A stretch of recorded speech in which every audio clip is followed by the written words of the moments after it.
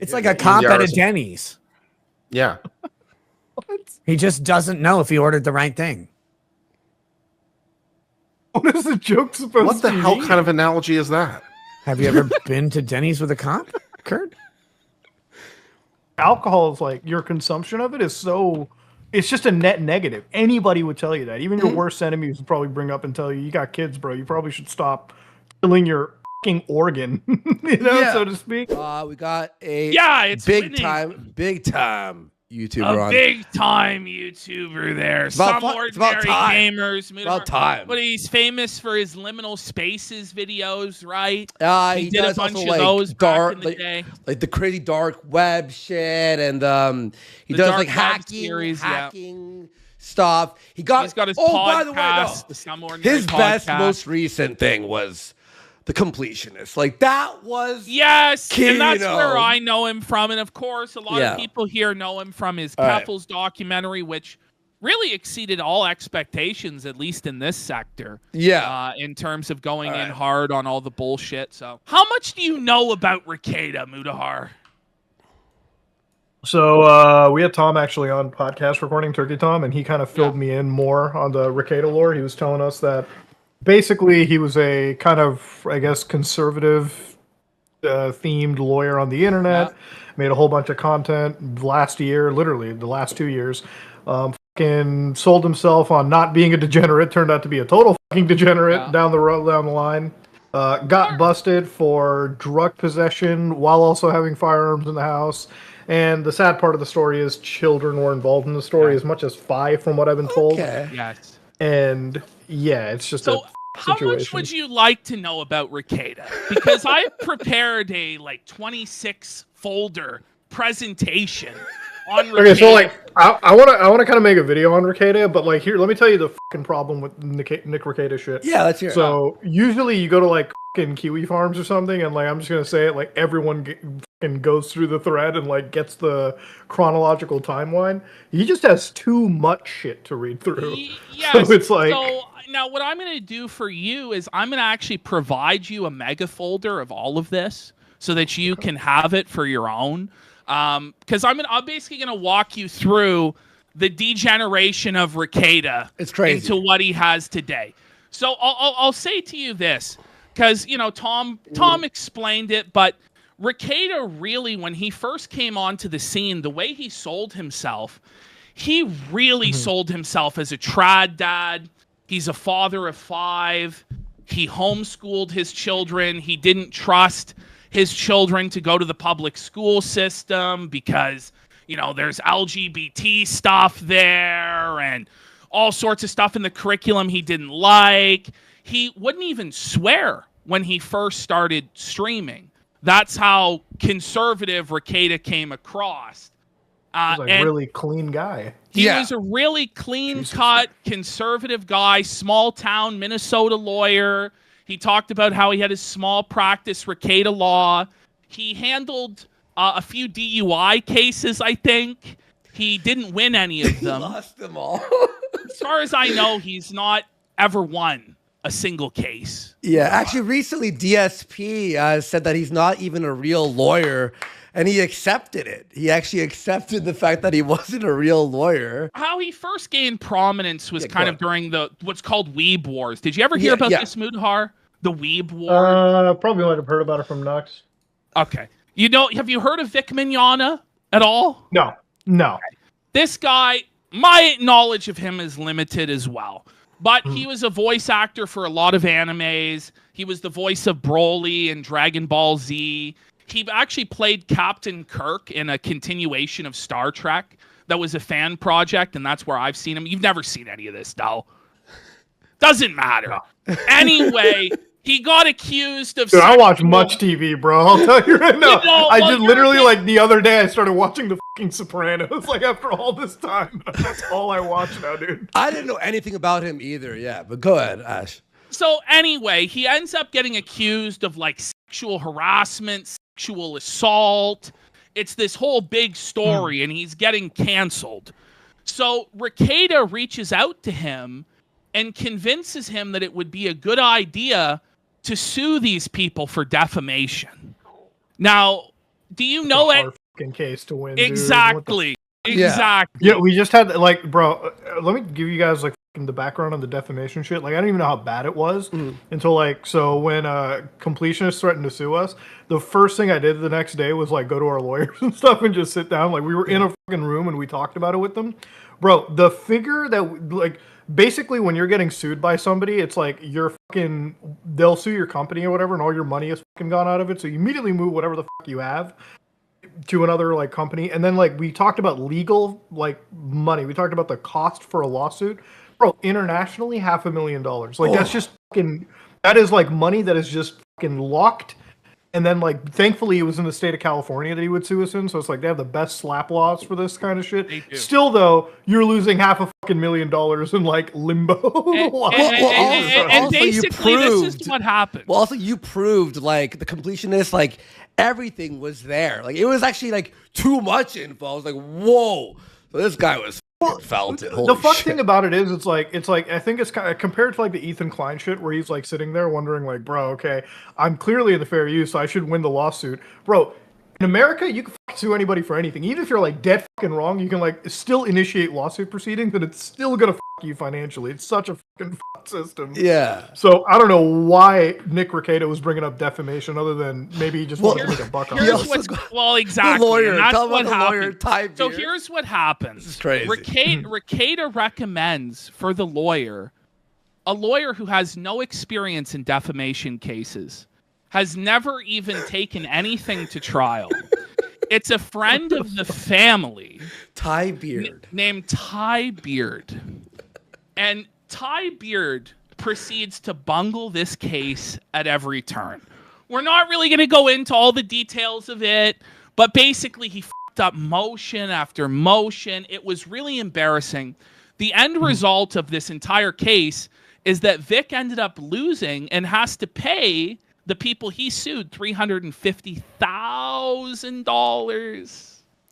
$350,000 in legal Screwing fees. him brutally. Yeah, like he's Screwing him brutally. He's in Star Trek, right? Like the voice actor for Star Trek or something, right? Is that where? Well, he's the voice actor for a lot of animes, but he played Kirk in like Star Trek. In the Kirk. Continues. Oh, okay, yeah, So yeah. $350,000 he has to like end up giving, and like what was like, how was he fucking up the case? Like, was it just like really stupid shit? It was just crazy, like paperwork errors, all sorts of failures in motion. It was bad. But that's basically, he came to prominence through that and through Dick Masterson's lawsuit with Maddox, where Maddox was suing Dick Masterson. I don't know if you've ever heard of that, but that was another thing where he came to prominence. He also, of course, is most famous for the Johnny Depp trial that he covered, the Kyle Rittenhouse trial that he covered, which you may or may not. That's where I know. Okay. That's where I really know about Nick Rekieta from, because like when those events were happening, bro, streams were fucking killing it numbers wise. 100K. I tuned in occasionally, yeah. Like I tuned in for a little bit of it, but it was just like I couldn't be to care about like I care about the Rittenhouse trial because of the self-defense shit. I just couldn't care about the Johnny Depp shit because it was like too fucking much info. But he was killing it. He also was on the Netflix documentary about Johnny Depp. Yeah. Like it was that big where. Like it was like a 3-part series, and the first part he was like shown for like a while actually. So he had it like big, like he was on top of everything. Now the first sign of trouble, and this is where we'll start to get in. We'll play some videos for you and stuff like that, and we can commentate on it. So if you go into the timeline of Rekieta, which is in that folder there, the 4th one down. Okay, there we go. And there, your first one. The decline. If you can see here, this is him 6 years ago. 4 years ago, a year ago, and today. Now, bro, that is. Now here's the funny. Dude, it's so go ahead. That is so fucked up, bro. That is so insane. So we. Oh my god, he's on drugs for right now. He's on a lot of drugs. We kept telling people like about the drinking, right? It was obvious how he was slurring his words, but we're just like I could hear his nose, being like stuffed, and you could hear he was on coke. And his physical appearance, and everyone said Ashton and I were crazy. There's no way he drinks a couple of whiskeys a night. Does this look like a couple of whiskeys a night? No, so I've only ever seen the last two images, like the 1 year ago and the current, like on like Twitter and shit. But the 6 years ago, bro, that's fucked up, dude. Yeah. That is but his drinking is insane though. It's like you don't even have to follow him to know that he like just drinks like a fucking fish. Like I've seen him pour out like just bourbon or whatever the fuck, and it's a lot more than you're supposed to fucking be pouring. Oh yeah. Have you seen him lick the bottle? Yeah. He has fucked a up. rule. He always licks the bottle because the one droplet will hit the carpet, which we'll find out is bullshit. His carpet is disgusting and just riddled with trash and everything. You know, my he has to God. say. He said it's really expensive whiskey, so he has to savor it. Now, I just want to give you a bit of more background on Rekieta. He does come from a trust fund. So his grandfather, struck oil over in the Dakotas. And so he's basically never had to worry about money a day in his life, that sort of thing. Oh, dude, not that fucking. Oh, dude, I cannot stand that fucking shit, dude. Like, and so part of it is because he got his money from his family, he's always felt controlled by it, and he's felt kind of repressed by his family, by the church that he's a member of. And once he got his own money doing these trials, he really started to go downhill. But we're going to have a look at the first sign for most people that there was something wrong with this guy was when he did this thought stream. Have you? So. Oh my God! I feel like have you seen this? Okay, do you remember? I think I've seen this. I've seen this maybe like a screenshot on Mr. Medica or something. I don't think I've seen this clip though. Well, there was a girl. There was a Twitch streamer. You may remember her, but there was like that viral a clip of her like shaming people who only gifted one sub. Do you remember that? She goes, "Listen, if it's just one sub, get out of here." Oh yeah. Yeah. So he did this to mock her, but there's something very interesting in this. I blew out the audio. I blew it up. That's a lot of effort to fucking mock somebody, though. I'm just saying. That's a lot of effort right there. Well, they call him from this image Sailor Goon. Why?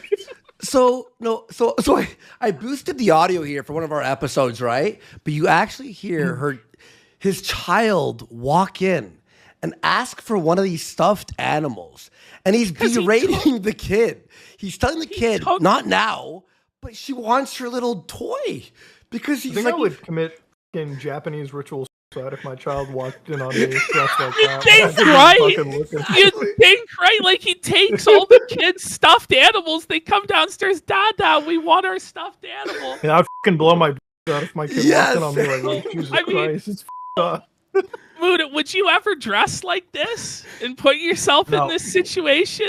No. Are you some sort of prude? Are you some sort of dude, absolutely, bro. Right? Yeah, I'm a complete. If that's what being an incel is, yeah, hell yeah, dude. I'm a total. That's what he said. He said the people who are against this are incel prudes. He's got the shortest fucking shorts on. Yeah, twinked out today. He's got the knee-high socks on. He's got the mud kips next to him. Actually, funny. Sad. Actually, it's really funny. Me and Ashton used to hate each other, right, back in the day. And the first time we actually hung out, like IRL, we covered this. This was like our first coverage, like after we hated each other. So it's really funny. But you hear his kid walk in. He forgot to mute the mic, and he even comes back and he's like, "Did I not have it muted?" Because he's like, "Get out of here. You shouldn't be up." He's like, "I want my toy." And you hear them cry. Yeah. And then the kid starts crying.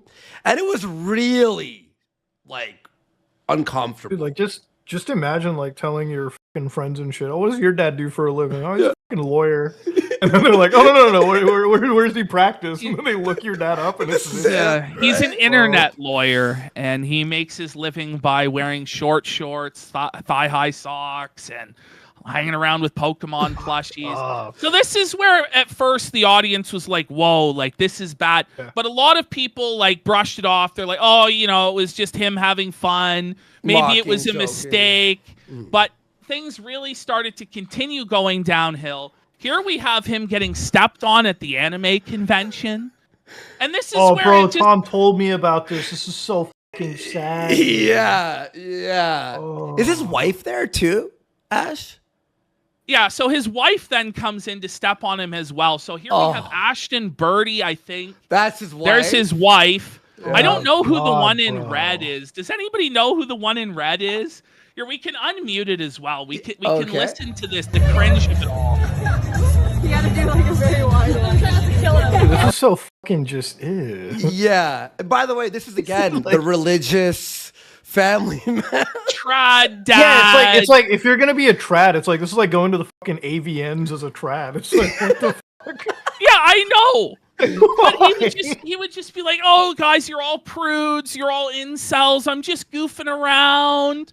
But it's like I released a video like an hour and a half ago about like the whole Zerka heel mic shit, and it's like it's kind of funny how like these guys just like chicks all the time, but like they always grift as like these hyper religious like Christians or whatever, and I'm like, isn't that like against the idea of like Christianity, like just fucking lusting after every woman? Like, shouldn't you just try to be like? It's There's fucking kind of insane. a- Like these guys have no families, no nothing, no children, and then they're trying to act like they're the most like Christian or like the most Muslim dudes, and it's like, dude, anybody who's actually traditional, and I'll consider myself to be traditional too, like fucking none of this fucking weird cuckoldry fetish shit. Like this would not be happening in like my marriage. Like fucking Jen would kill me if we were like, honey, let's go to the anime convention so the fucking big titty goth mommies can step on. And then me you like that. film it and post it. Yeah. But I mean, there's no shame here. There's like no fucking wouldn't it shame. be okay if your wife also stepped on you? Doesn't that make it trad? Right? Movie? Yeah. Totally. I don't think she'd look at me the same if we were going to places like this. What the dude? But it's just grind. That Zerka grind, thing, real grind. quick. We just covered it too. I didn't watch your video yet, but like, what the fuck? What the fuck? Dude, my thing is like my weird thing about the Zerka heel mic shit is like, yo, that girl could be 18, but it's like, yo, you're still like the fact that they didn't give a shit about it. I'm like, dude, this is what people like to think is like the most based and like the trad guys. It's like, dude, my dad, fucking hyper trad guy. You know what I mean? Like if my dad saw this shit, he'd be saying a lot of slurs right now that might even get you deplatformed off cake. He'll tell you right now, like you start doing shit like this, it's like, dude, you're not. Like, my dad will just say, this is not what a man is. Like, No, 100%. dude, My uncle will say the same thing. Like, Also, even if they were 18, there's still booze involved, and it's America, so you're filming a crime. You're putting it on, you know, like there's like supplying alcohol to minors and well, it's like even when I was in California and they had like fucking parties and shit, like, because we had like VidCon stuff, and so we had like a place in California and shit, like in the city of LA, because I forgot that fucking VidCon and LA are like fucking 10 hours apart by driving. Oh, brutal. So when like people are like, yo, we'd like to come over for a party, and I'm like, are you over 21? It's like, does that matter? I'm like, yeah, it does. We have a full bar here, dude. I'm not getting any minor drunk right now. Yeah, and then like dude. it's funny because like people will be like, even my age, they'll be like, oh, what's the problem with it? I'm like, bro, I'm not a resident of this country. If the fucking U.S. federal government says, bro, this guy's supplying booze to minors, I'm never coming in the United States again. So I will be the biggest fucking sad party pooper. Just how hard is it to accept the fact that if you're like under 21, don't give minors drinks, don't minors. Well, Like, also, Jesus dude, you're like really big. Like any slight fuck up, slip up. any little person films something or does something or tricks you in private, you're fucked. You're now like this. It might ruin your career. You have to be careful, especially when you're like in this like like you're a YouTuber but it's smart to just not hang out with fucking 19-year-olds. It's not that hard. I mean, it's like when you have like minors around you. It's like I've always said this. I'm like, if you got to check someone's ID, probably shouldn't. I said probably that shouldn't Exactly. get We involved just with it, said you that know? on the last segment. It's so true. It's so true. Like the moment you start to get into that bullshit where it's like I gotta fucking start being the federal government, I gotta like check IDs and shit. Fuck that. Like it's insane. Like you're in fucking Miami. There's so much pussy in Miami There's that is so of like many legal hot age. women that are of legal age, and it's like they can't get any hotties that are over the age Well, of it's like- 21. Like It's like if you don't have like the fucking game, I guess, then yeah, you're probably gonna be picking up 18-year-olds because well, they're the probably thing gonna be is- wanting to fuck you for booze so and shit. That's it. Zerka himself, he was bringing in like he had a girl to go out and get these girls for him. which to me is just grimy. That's some fucking Ghislaine Maxwell from Maxwell. That's what he said too. Were you watching the last segment or what? No, that's just what it Got all sounds the like. same It's like talking points. no, it just sounds like the Ghislaine Maxwell shit. Like you're sending out somebody to grab people. It's like the Ma Max stuff with this like most recent case. Like when you watch the whole like 3-hour interview with the one girl that was like the victim, it's like you listen to her and it's like, yeah, I was going out and physically like, finding minors and bringing them back. I'm like, that just makes you fucking Ghislaine Maxwell in the situation then, right? Like I don't feel fucking bad for you. Well, and the people that Zerk is associated, I know we're getting off Rekieta, but he's associated with Nick Fuentes, who's talking about abolishing the age of consent, that the age of consent is a feminist construct and stuff like this. It's so disgusting and depraved, It really is bad. It's fucking insane how like we're getting to a point on like just social media where it's like you get people just blatantly saying, yeah, we should abolish age of consent, and like there's still like a group of people who are like, yeah, that's fucking based and cool. Like, bro, not 5 years ago, we all would have just unanimously, without even thinking, been like, yeah, that guy's a fucking pedophile, dude. No one talks that way. Instantly. Bro. What the fuck? And yeah, like you were saying, it's if you have to go, hey, are you a kid? Well, what the hell is wrong with you? Like, what are you doing? And the visuals, I'm sure you blurred them out, or like you may have like not shown the videos of Zerka.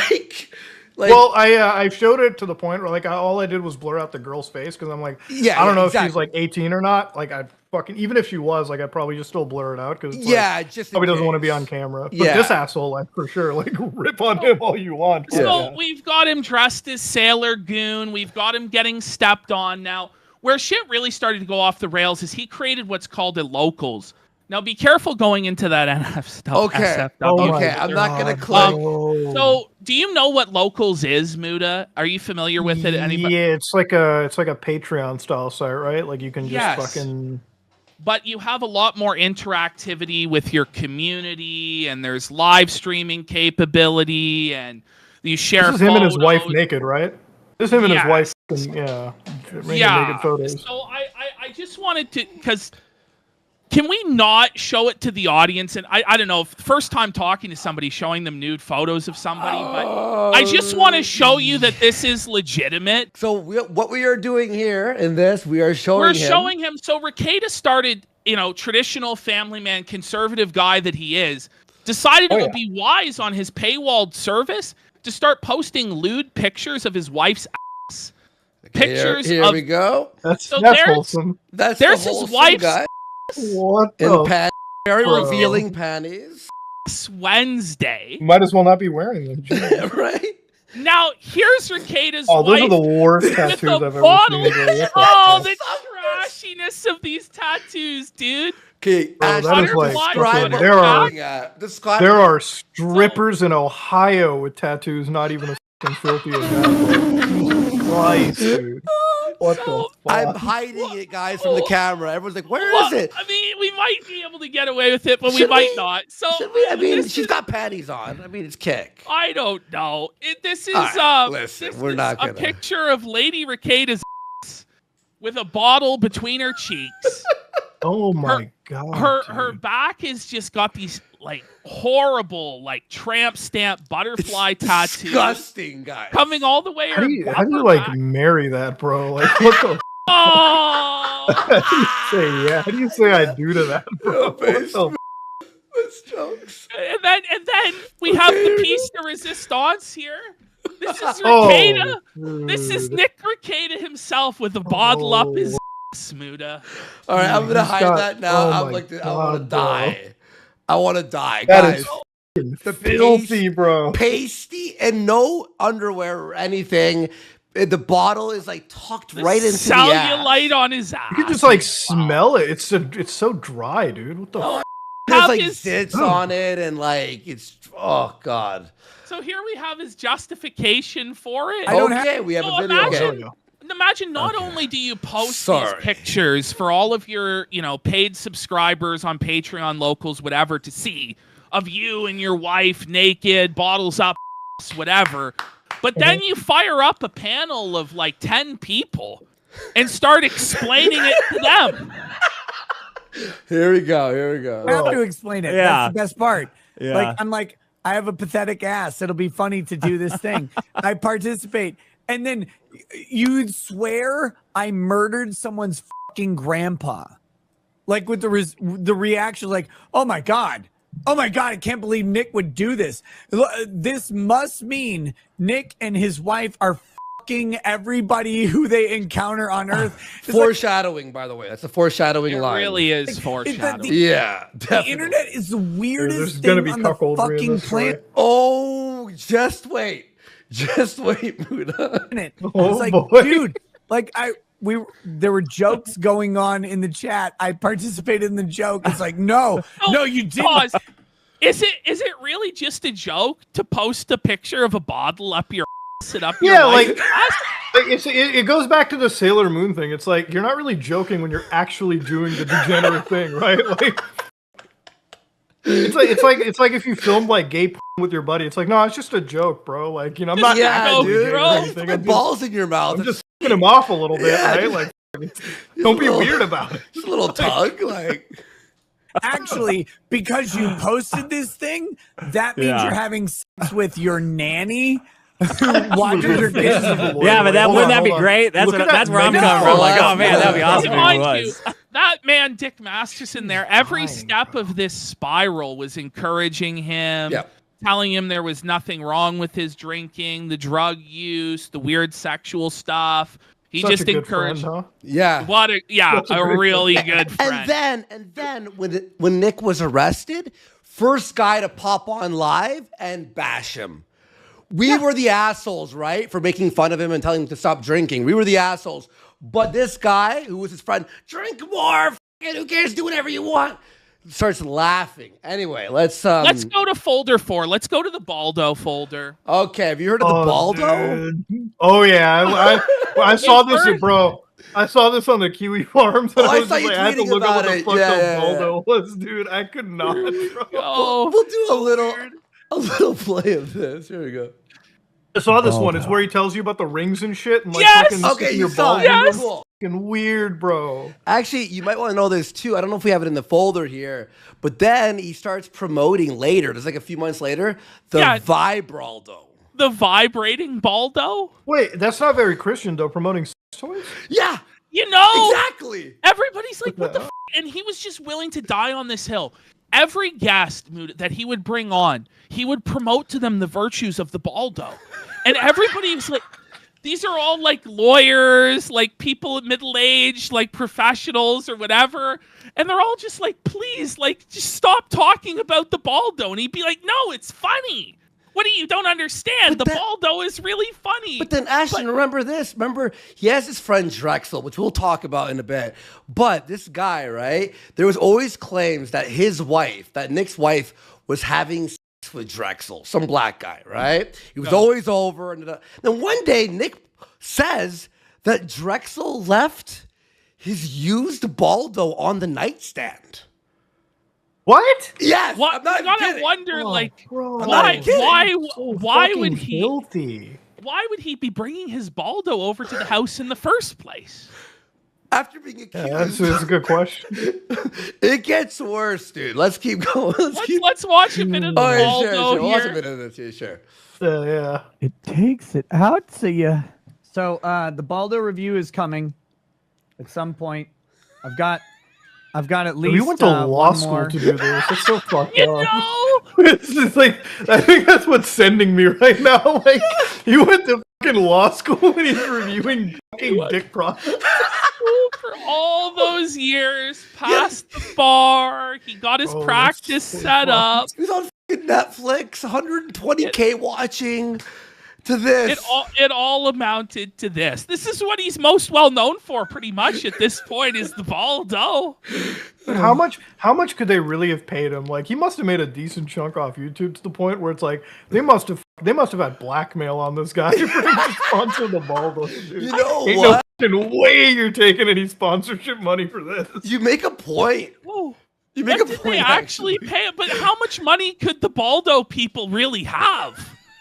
You know, like how many of these did they sex sell? is degenerate. Like sex is degenerate. Like they might be like it might be like a big company that's like funneling him, but like no, the point is it's like he's made so much cash off YouTube where it's like he's got to be like the most insane money whore imaginable where he's selling out for the baldo. Like it's not like he's selling like a VPN or like G Fuel or something. This is like a legit sex product. Manscaped or whatever, like whatever. Yeah. And like, even if your audience, you think most of them are like adults, which they're fucking not. All those metrics are lies on YouTube. You got like fucking kids in your audience, you trad guy. What are you doing? Now you got like this unsuspecting child clicking on watching this internet lawyer review dick product. What the fuck? It's like ridiculous. But here he is. One more full on go with it. We started with no rings. Added one. Have you heard of the rings? Have you heard of the rings? Yeah. That's what, like, you know one what? ring is he actually? Do you think is he half naked trying this right now? I don't know. That's so fucked up, Look bro. at the look of shame on his face, man. Look at how embarrassed he is. He's like looking right down. He's like, "Oh man, it's come to this. I'm putting on the baldo." Oh. And as I've said on the show, like it's easy to put on. It's hard to take off that baldo once you put it on. It's on forever, really.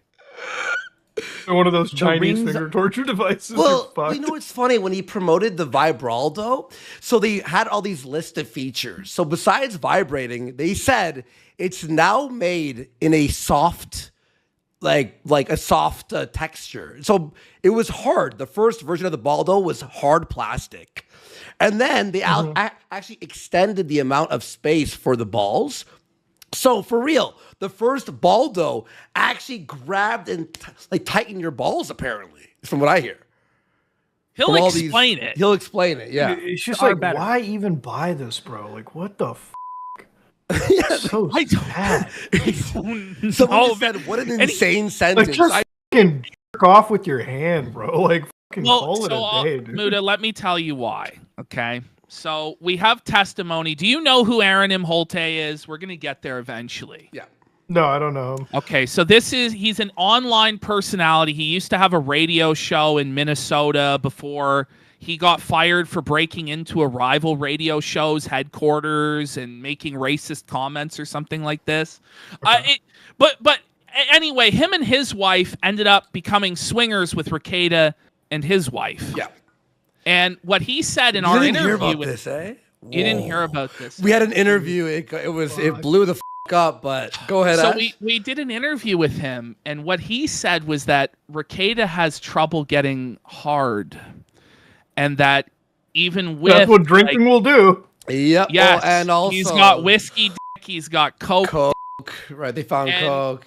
So this is a way for him to perform without having to get hard. So he sticks his balls in the baldo, and then he can penetrate instead of getting hard. That guy's We're not exaggerating, by the way. Oh, what the fuck? Watch. I'll do a little preview for you. There's a question I asked on the interview to Aaron. So it ended up us finding out all four of them slept in a bed, and the kids used to knock while they were hungover off coke and on K and shit. They would knock and ask for food, and Aaron would have to go downstairs and feed them SpaghettiOs, cold SpaghettiOs from the fucking can.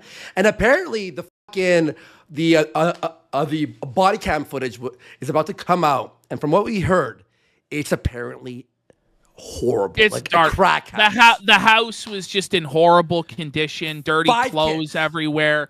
Dirty dishes everywhere. Hungry kids. They filthy. They spoke to their that's what I found out in like the last couple of days is like the amount of kids that he had and like they were neglected. Like apparently the fucking police report, like the initial investigation was prompted by the church leader. Yeah. So it wasn't even like, anybody from like, the websites or like a hater of his like caused it to happen. No. The kids had nothing to do with anybody online. Yeah. The kids went to their Bible school, their homeschool teacher, which by the way, they now try and discredit this homeschool teacher. But they chose to send their kid there rather than the public school system.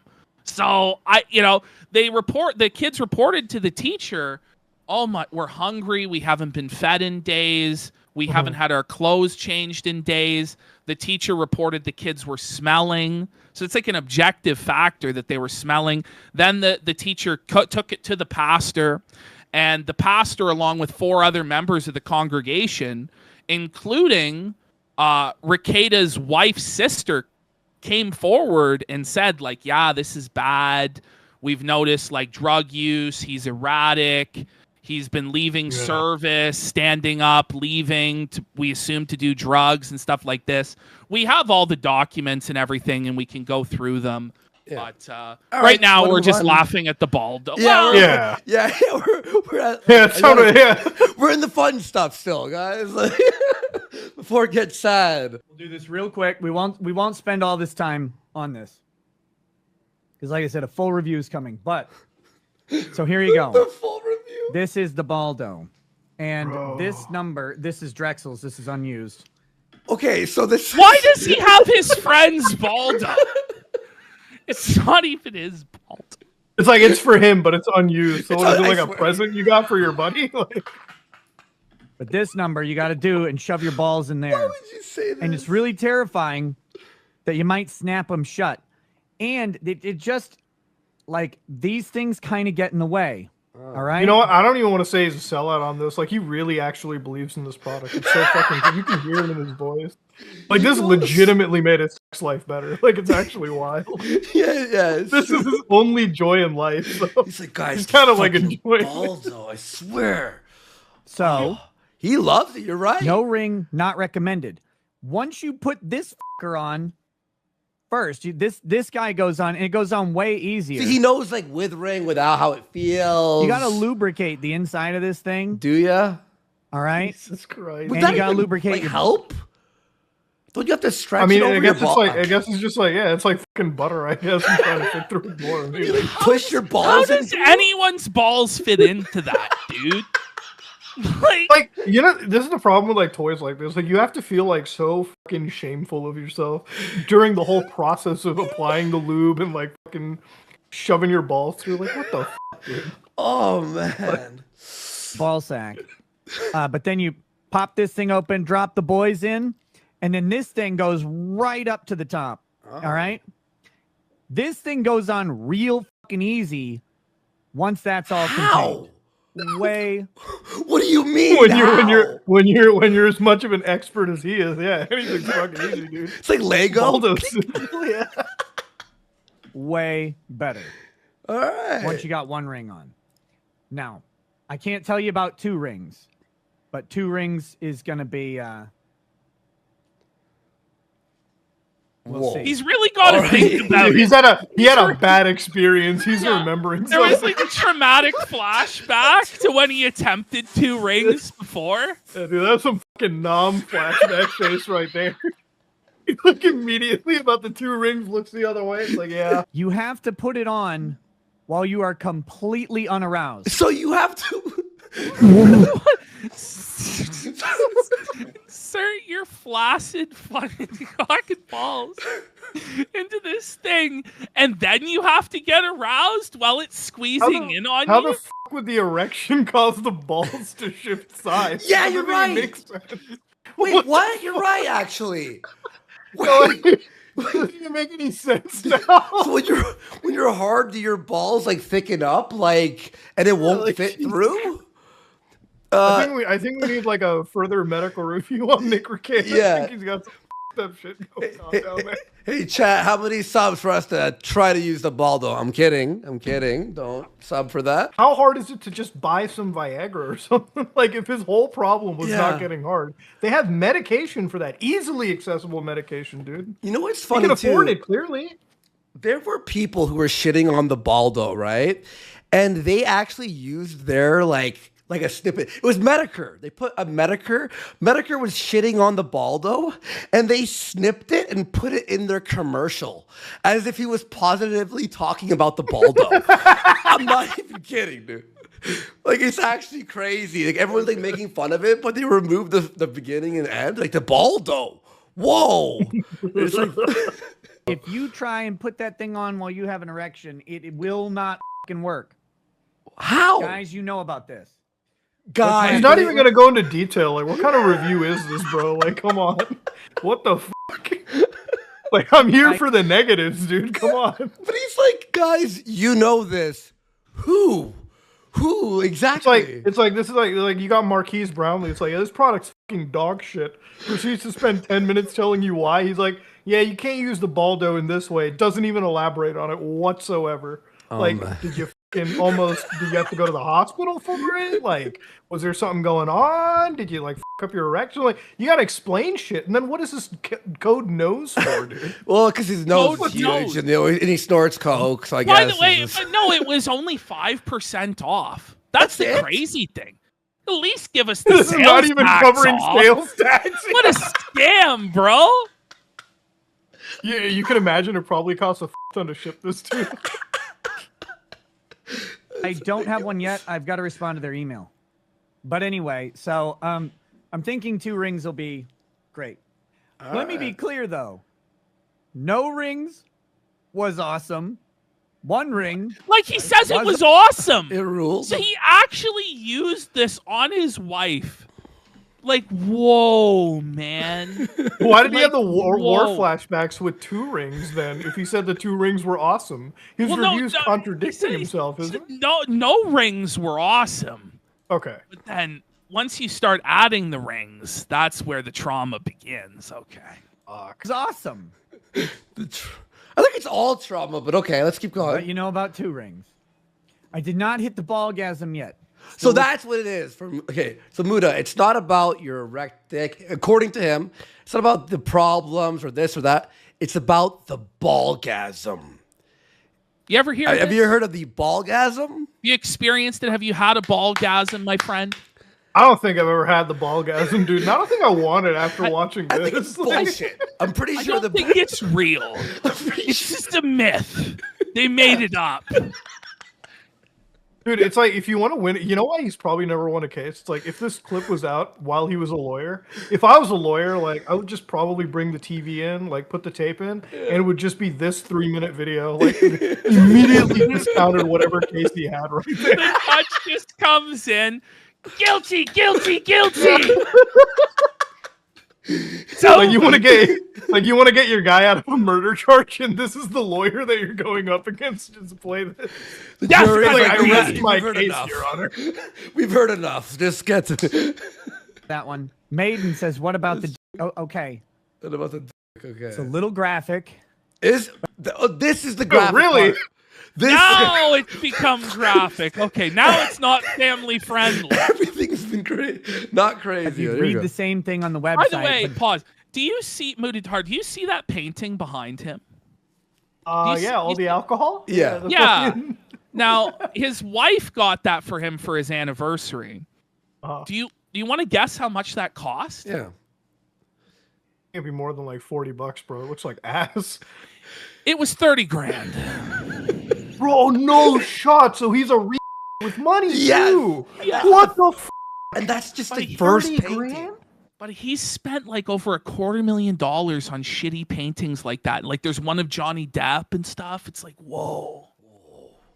It's true. Dude, like, I'll be real. Like, I feel bad. Like, I felt bad buying like the one car that I really wanted, like my Mustang and shit, which like in the grand scheme of things didn't set me back a whole lot. But bro, I would my entire family would like murder me if I bought like 100 grand, like that much on fucking paintings, and especially shitty ones like that, dude. Like, dude, you could probably go on fucking Etsy right now and find a lot better work for $30 even. Yeah, Jesus Christ, dude. It's like a print almost. Fucking idiot. It's like a print. Yeah. Like, it looks terrible. There's no way that costs more than cars, bro. And he was bragging about all his paintings, how much he's like bought. And then he realized, oh shit, that's a bad idea, because when he started like talking about how much he spent on paintings, the donations slowed down by a lot. Look, it went down and down. Yeah. Once you get going, that thing takes off. All right. And do you believe him? Do you see the swallow? Takes off. Yeah. Oh, that. Imagine your like husband in the other room, just like talking about sex toys to like an entire audience of 1 million+ people. Like, bro. Oh my god. It's so fucking And sad, dude. What?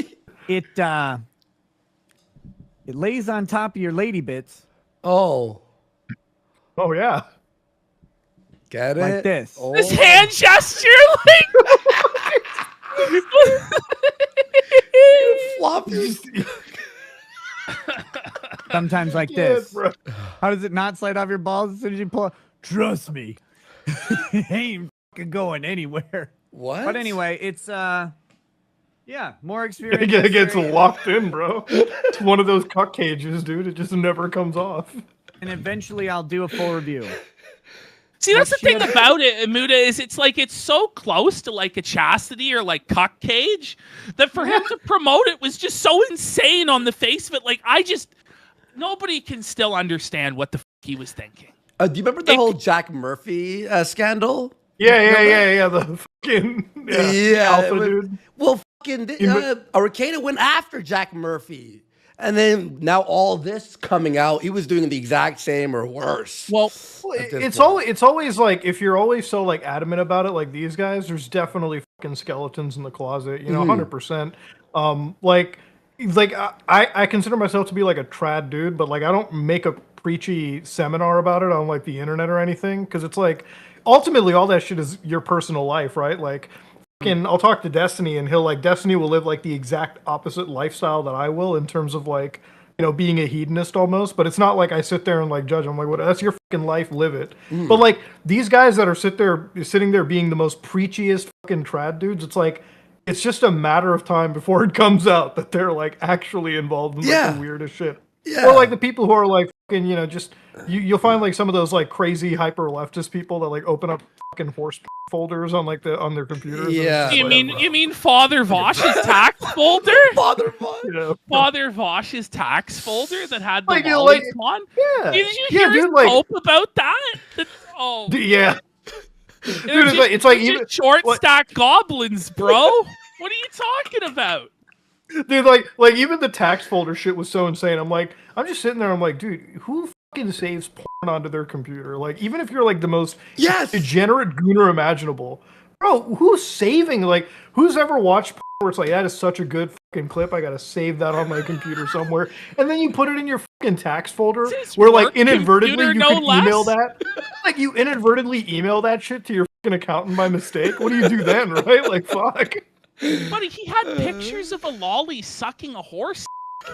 Yeah, dude. Like- What I don't get is like, it's like if you live by yourself, right? Like, why the can't you just title the folder porn and just throw it in? Like, what are your parents gonna walk in on you and be like, "Oh, do you got a porn folder?" I'm like, no one's gonna do that. You're a fucking adult. Dude, like, just fucking be upfront about it. It's like all the people that like try to hide their most deviant shit. And you're right. The work computer stuff makes sense. It's like, why the fuck don't you have like a laptop or something on the side where like if your whole job? Surely Yeah, like- surely he had the money for it.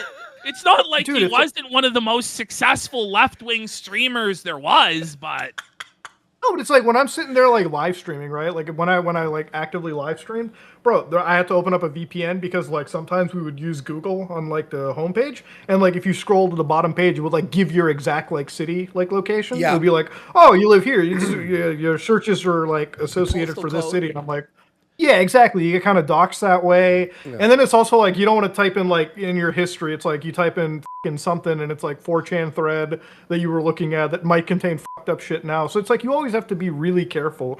And it's like these guys are living on a fucking prayer, alt tabbing between their folder and like what you're seeing on the fucking screen. Like, it's insane. oh, it really is. It really is. All right, so this right. is now where we start getting into the swinging stuff for the very first. I'll just skip over Skip that one. this Yeah, one cool. Sure. because we get the idea of the Baldo at this point. Do we? Okay. This comes from Farron, and I guess this was leaked by somebody close to them, and then later they were forced to recant this and say that it's not true. But they're saying that night of the infamous drunk stream with him and I, we were up till 7 a.m. talking, and he admitted his wife wants to swing. They were at Swinger Island, and he's building a sex room and all this shit. I just laughed it off, but I've never looked at him the same. Part of me thinks it's her, and he's trying to go along with it. Now, this all did actually turn out to be true. Yeah. He did go to Swinger Island. We're going to have a look at this next. Yeah. What's Swinger Island? Like, is it? It's a club called Hedonism 2. Okay, I see an So go to- NSFW. So Oh, boy. go to Proof 01 Proof first. 01, okay. So this is Rekieta is at this Jamaican resort. It's a resort for swingers called Hedonism 2. Now, how we know he's at Hedonism 2, this is crazy.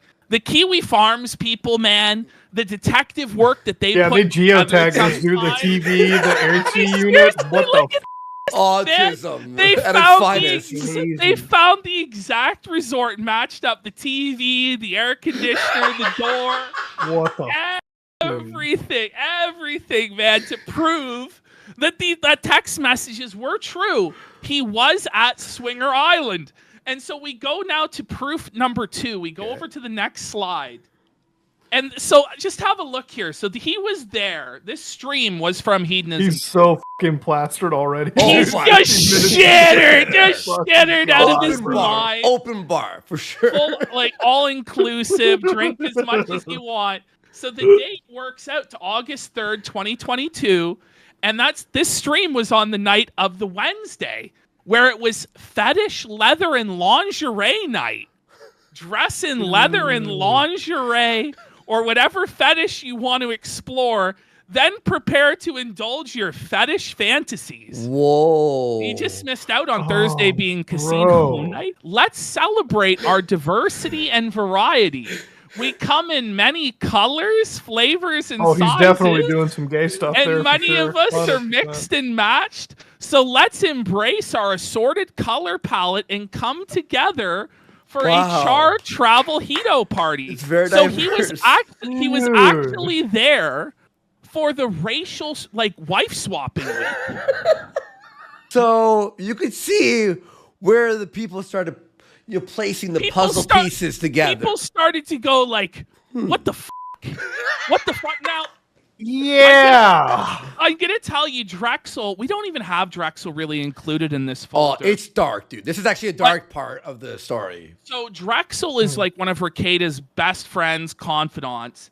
He started dating a single mom. She was in her mid-30s. And I believe her daughter was 13, 14 when he first started dating her. He was like a father figure to her. He took her to Disneyland, and he was with her for 4 or 5 years, this single mom, and helping raise her daughter and stuff, right? Right. Well, he eventually moves on from the single mother, but when the daughter turns 18, he said this himself. He took her virginity because he says that she expressed an interest in BDSM to him. On Nick's show. And so he took her to a BDSM dungeon and took her virginity. That's just so that's a whole other rabbit hole. We can't even go into. Do we skip this? The NSFW folder here is naked pictures of them taken at the resort. And we don't have to show you them. We've already basically. But we can go to there, though, in the Hedonism 2 folder. His explanation is because it's a nudist beach, somebody else was taking these nude pictures. Right here, right? Yeah, that's one. Okay. Yeah. Marsupial Gamer says, he's such a terrible liar. What a shitty fucking lawyer. Oh my god, dude, he can't even lie properly. It's the worst shit in the world. Do you know why he lost all his cases now? Because he's fucking terrible, dude. He's fucking. Look that pic. He's too busy fucking around with the Baldo. And he's looking a little bit rough here too, by the way. He's looking, Well, this is really the turning point. It's starting, yeah. This is the turning point. He said after this, and I didn't include it because it was a very long clip and we didn't have time to go through it. But he says that he had a very legal vacation, implying he got into all sorts of drugs on this trip. Yeah. And so this is really the turning point where shit starts to go downhill fast, is after this hedonism trip. But anyway, here. Marsupial Gamer says, who took that pic? There's just a person there. They took the picture. Imagine Nude Beach bad Brothers? about it too. it's He's a nude beach. Imagine going up to somebody else naked. You and your wife are naked. You go up to some other naked person and ask them to take a picture of you naked. Like that to me is wild. It was like behind them, right? It was the one that was. So the shot is they're on like a pier type thing, right? And they're sitting down and their asses are facing the camera. So there's a third party there who actually. It's not like it's not like a selfie. It's a person. You see, like if he was just like honest about all this shit, he wouldn't really have so much issues with his community trying to explain and like the walk them problem through the was- mental gymnastics. Yeah, he like established himself as this traditional guy and he felt trapped by it. And then he tried to open up to his audience about it, but they just clearly rejected it. So the problem he's was like, yeah, guys, I really am a fucking degenerate, but can you guys accept that? Like, no, they're not. No, it's just not going to happen. It's like I said, the equivalent is like if Destiny was caught at a Klan rally, people probably aren't going to be too sympathetic. Then we have Rekieta banned from YouTube. Banned off YouTube. There it is. Now you might know a little bit about this, based on the Keffel stuff. Yeah, Keffels was like cheering this shit on. Yeah. Yeah. So he ends up getting banned from YouTube because Awesome video, by the way. This That was great. this was like fucking face the wall or whatever the comment Yeah. that he had with. and he YouTube was got pissed doxing people that were putting complaints against him to the bar on YouTube, which probably wasn't the most wise. But yeah, here's Keffel signal boosting it. Rekieta laws threatening to use his platform to dox people who filed ethics complaints against him. And of course, then Keffel celebrated. If we go to the next slide, POV, you threatened to line me up against the wall and shoot me, then doxed all my followers who sent complaints about your conduct to the Minnesota Bar Association. So he got banned from YouTube. Now we get into the lawsuit. This is where he gets sued by Montegraph for defamation. Here he is explaining it to these people, and then we'll show you the clip that got him sued.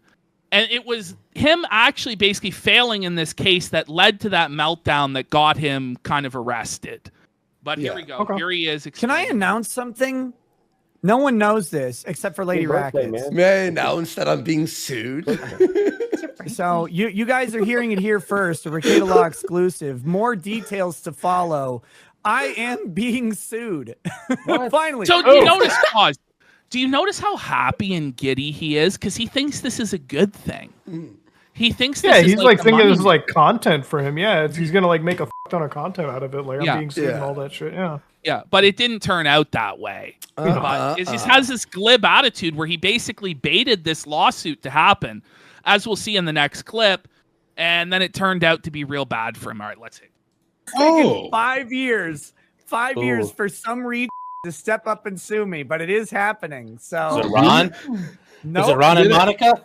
Nope, it's even dumber than that. Is it Monty? Oh, It's fucking Montegraph. Oh my God. no. Wait. No way. I Seriously? had no fucking clue who this guy was. I had no clue. And my emails are blowing up with this. Yeah, he called the guy a pedophile, and the guy is like not a pedophile, and then he's like, "All right, I may you retract that statement." And Nick went, "No, I'm gonna double down." And he said, "Sue me." He said, "Sue me, I dare you." That's some fucking.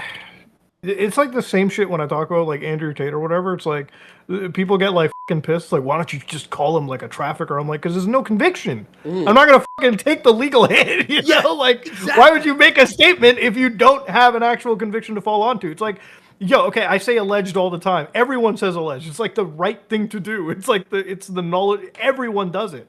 This guy, like, of course you're gonna lose any fucking defamation suit. The fact that you open yourself up to fucking litigation like this is. This guy's supposed to be an intelligent lawyer.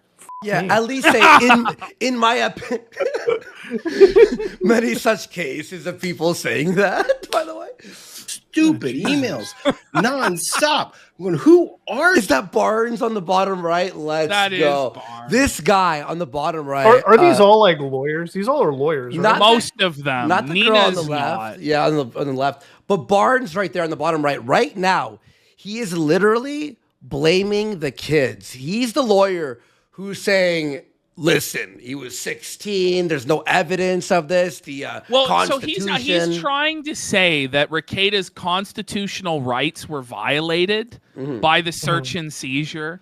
He's like, listen, this is a conspiracy by the local authorities. Rekieta was an activist calling out the corrupt local judicial system, and they framed him and they've set him up, and it's all just fucking nonsense and bullshit. It's Joe Biden and the deep state. Yeah. It's Biden's fault. It's just unhinged fucking yelling on there. The woke mob. The woke mob, yeah. Are you? And then he did that one stupid stream where he was like, there's a bunch of lawyers that call themselves blah, blah, blah. One of them By the way, Barnes looks a lot thinner there than he's looking today. Somebody in chat was like, that's not Barnes, but it is. It is.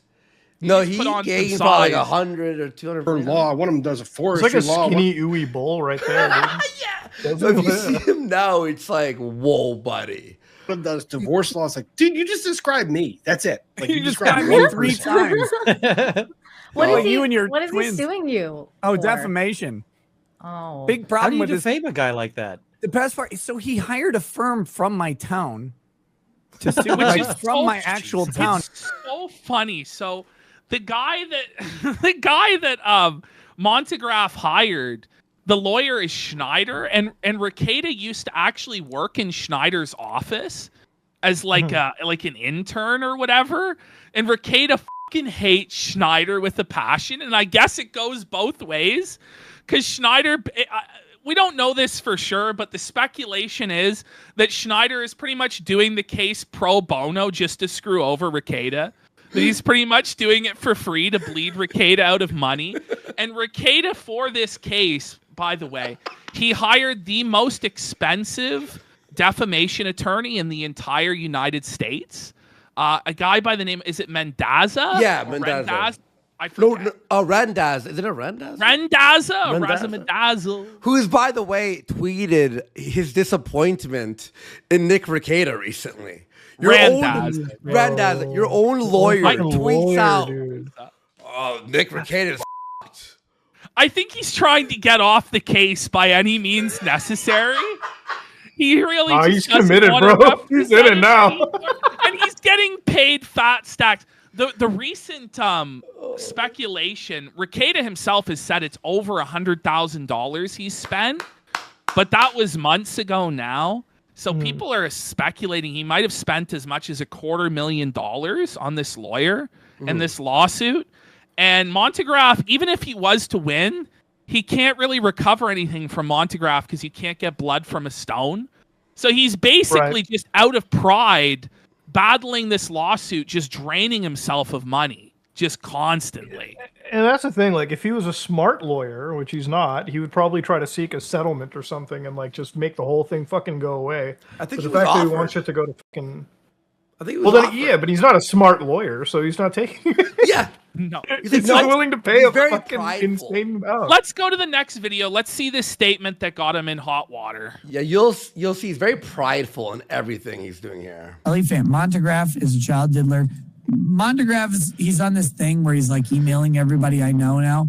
Montegraph has always been into sucking little boy, which is weird, but that's his thing. Look, I'm not here to stop him. I'm just saying he should probably be in the Holy shit!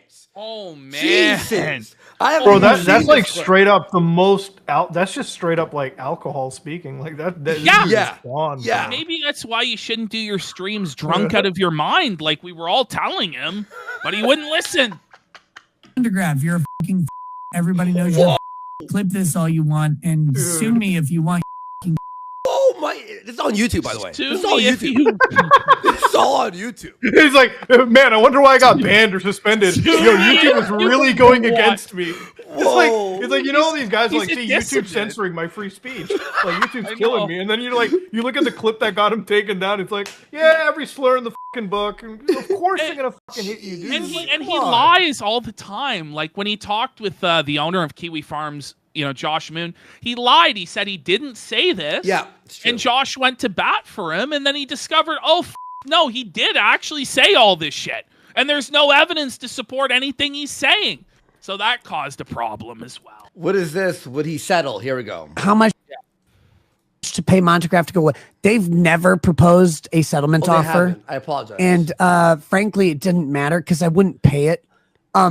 If I pay Montegraph to go away, then I set this idea that I'll pay people to go away for shit that I say that isn't wrong. But okay, whoa, okay. No, but you were wrong.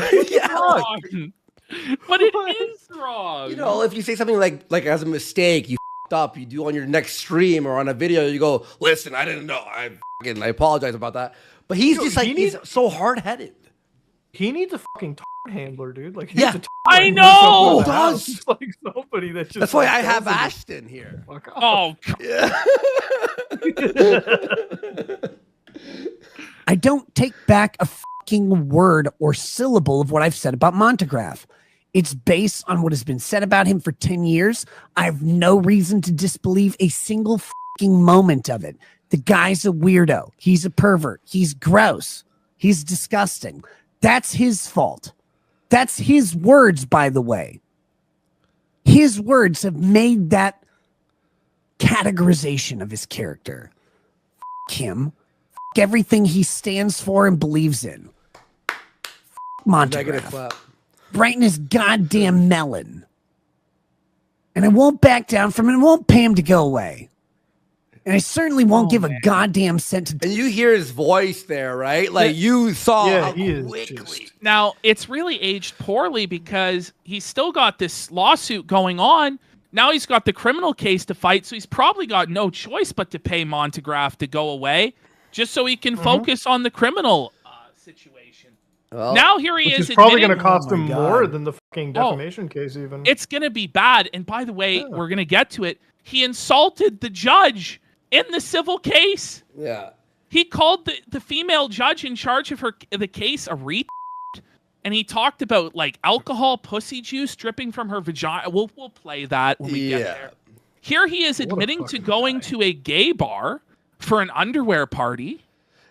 So it's a very Christian thing to do. I know. Is that the hedonism? The famous hedonism shirt. The shirt? That's actually the shirt he was arrested in. And it's the shirt he went to hedonism too in. There we go. Wow. It's a bar in Minneapolis called Gay 90s. Mm-hmm. It's a very Christian sounding place. Yeah. And he loved to go there for the underwear parties, as he'll tell us. So again, here's the thing. Lady Raggeds took me to the karaoke bar and then the underwear bar for my birthday. Right? We had a fun time. Two lesbians tried to pick us up, and two gay men. Oh, okay, that's that first part might be a lie, but sure. Yeah, you know, like, why is he even saying this stuff? No, It's almost that he wants. It's like his friends know how much of a degen he is. That it's like, yeah, you want to go to the gay bar with us, Mr. Christ-loving Rekieta? And I think they had like audio from that night, right? They like on Kiwi Farms audio, and you hear him in the background speaking, but then he admitted it after, so it didn't even matter. But I don't know. We had on Turkey Tom's video. None of them succeeded, but it was a good fucking time. Yeah. Have fun in your fucking life. Look at him shaking. Like, he started, like, at this point, he started shaking a lot. When you saw him not drink that much, or, like, he would have, like start drinking, he'd be shaking all the time like this. And that's, like... He's, like, jittering for, like, some stimulant right now. That's what's going on. Yeah. How is the sax, Nick? Am I still sore? Bitch, I already told you I was on MDMA. The sex was fucking fantastic. Whoa, that's really godly. MDMA. I know. Drugs and he's like already admitting that he's on MDMA, but then the assertion that he was a cokehead or an alcoholic was going way too far. Yeah, you know. Okay. It's like he has like no understanding of like where every single clip we've seen of him like talk or do anything, it's always with a drink in his hand, bro. Like fucking from whiskey, wine, whatever the fuck. He's always just consistently drinking. Like, this dude drinks more than fucking Blade does, I think. Somehow. Muda, where in the Bible does it say you can't trip balls at a gay bar on MDMA? That is true, yeah, exactly. There's no exact passage, you're right. I think for him, too, is he was, like, known as, like, the whiskey lawyer, right? So it became, like, a trademark, you know? It became, like... whatever you Part would of do it on your was- videos, that would be like a thing you normally do, like the way you say your intros, for example, right? That's how he feels with holding the drink. It's like that's the famous, And look. his fans looked up to him as a father figure. Like whenever somebody would get like a new job or they would graduate from college or a family member would pass away, they would send him in a super chat asking him to toast to them.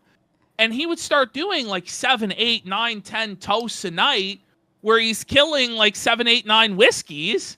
And it just like spiraled from there, That's fucked too. Like after if anybody who drinks, it's like after like the second or third whiskey, you're fucking gone. Yeah, dude. yeah. It's like you feel it. You start feeling it hit, and it's like at that moment, like the fourth or fifth, it's like you're gonna go to bed.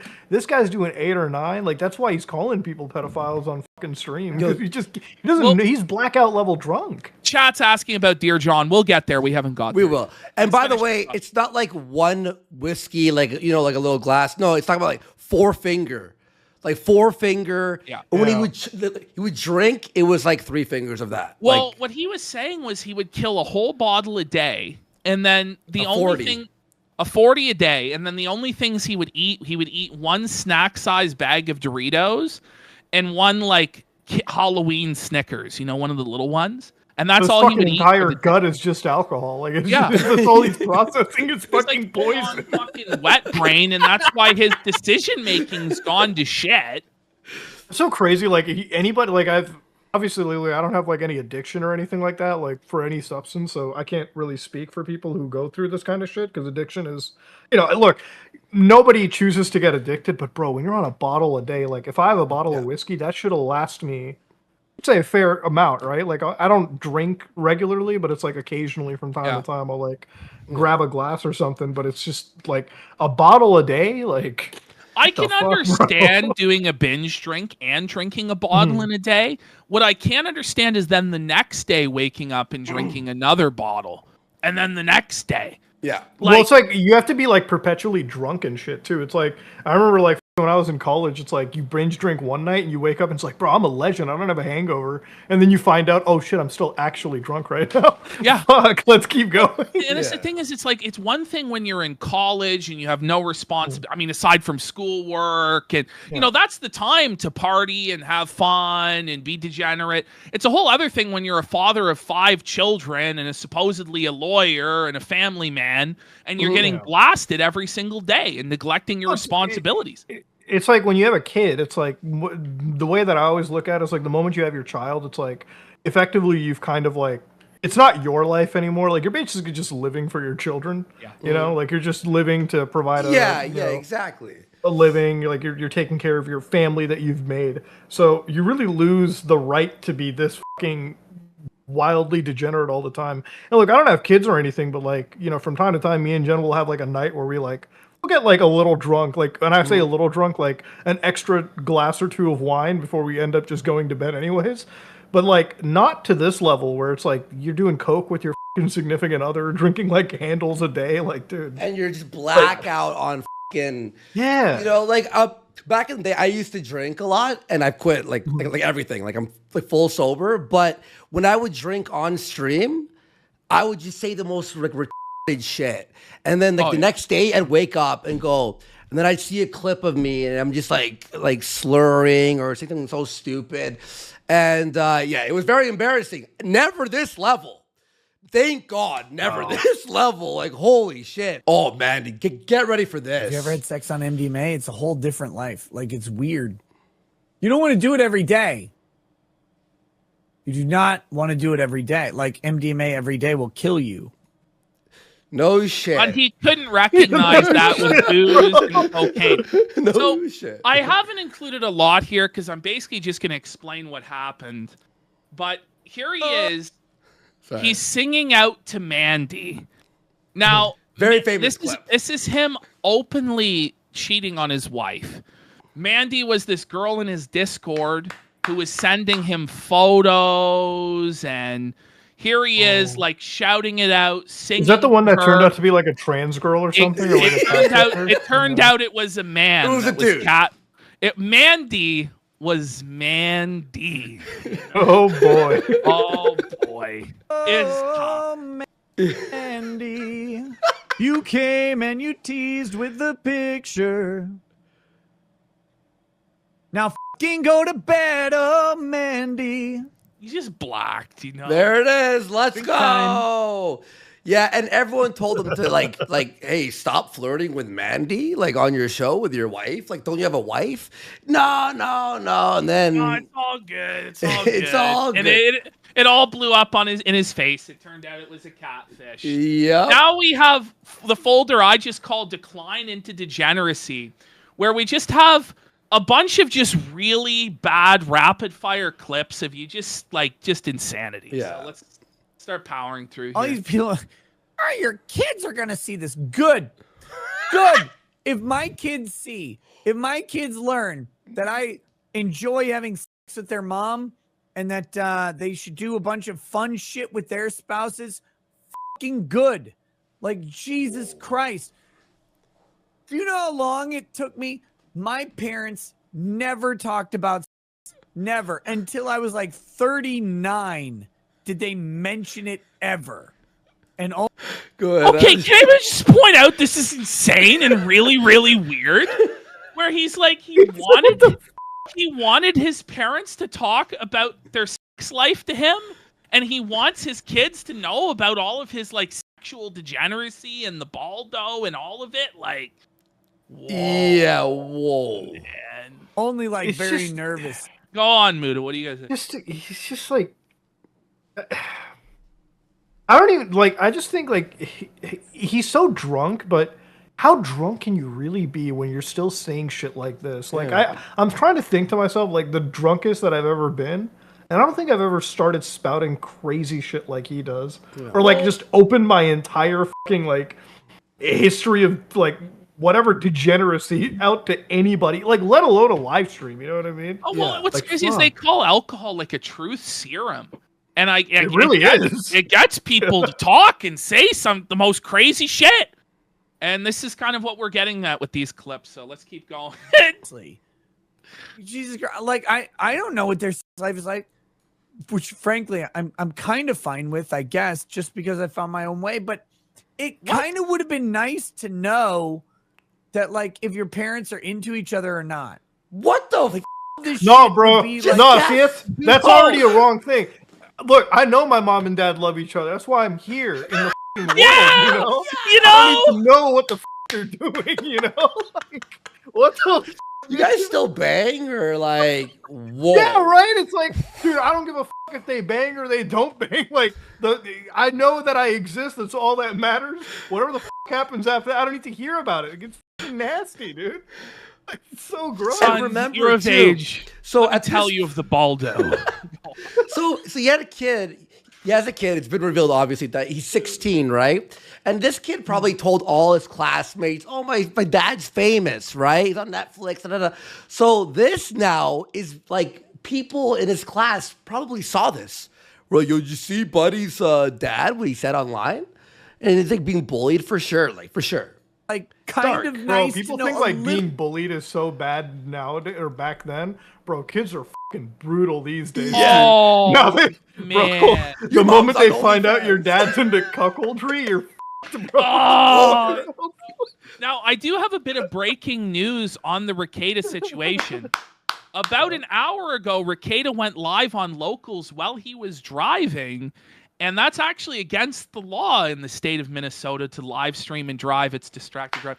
So I don't know what will happen with that, but second. that's not good. He's so I want him to pull any of the. He cords really out or is. anything. Like, he just keeps making it worse. He shouldn't be streaming. He needs to get offline and fight this case. All right, let's finish this clip. All Let's right. go to the next one.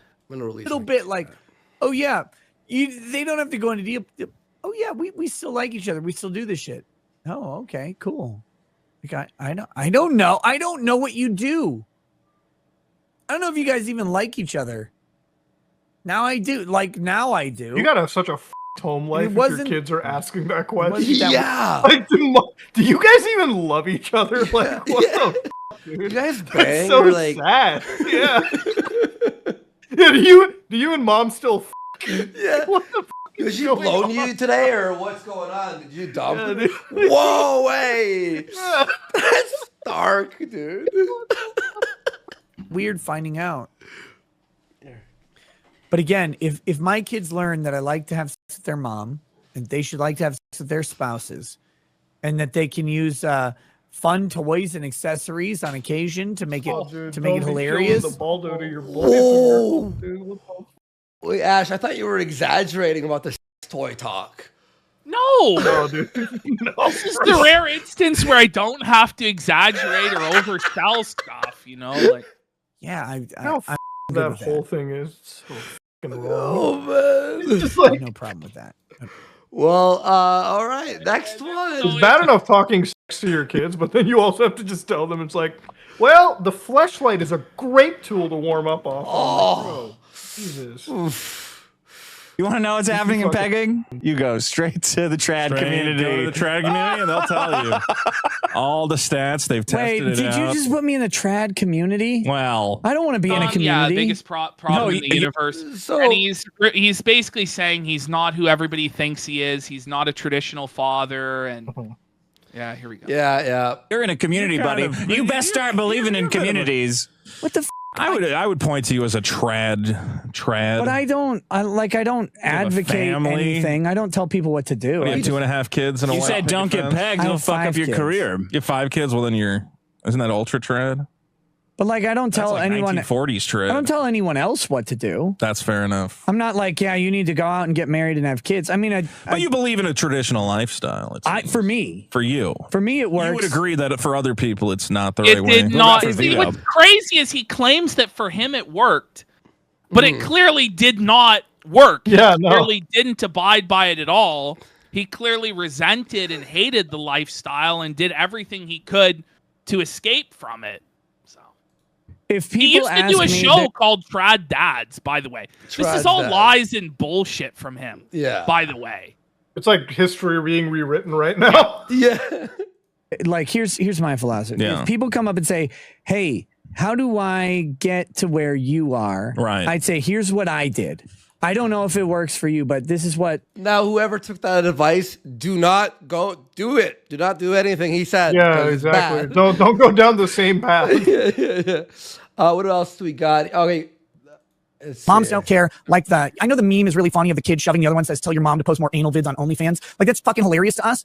But I actually think that the kid wouldn't bully the other kid. He'd probably high five him.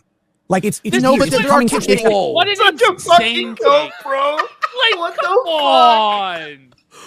There's no way. There's no shot. Like, it's like, you know what it is? It's like, it reminds me of like the iDubbbz, like fucking, the apology video he made. It's like, if you go to get a job, it's like, isn't it weird if the employer is going to look at you if you did or something in a negative way? And I'm like sitting there, I'm like, this is how you know somebody's never had a job or has never even hired somebody. Because like, this is what I say. It's like, when you got to hire somebody, like if we have to hire somebody for our company, and like, let's say they're our fucking company's lawyer. Like, if you're gonna look up my company and you're gonna look up the people representing it, the last thing I want you to do is look up the name of my lawyer, type it into Google, and find ass like flushing. Yeah. You're never gonna take it seriously. And like, this is like such basic life shit. Like, if you've ever done anything in your life, like outside of YouTube or like any of this entertainment stuff, you know how that works. That is such a fucking trust fund baby take right there. Like, no one's gonna high five your kid, bro.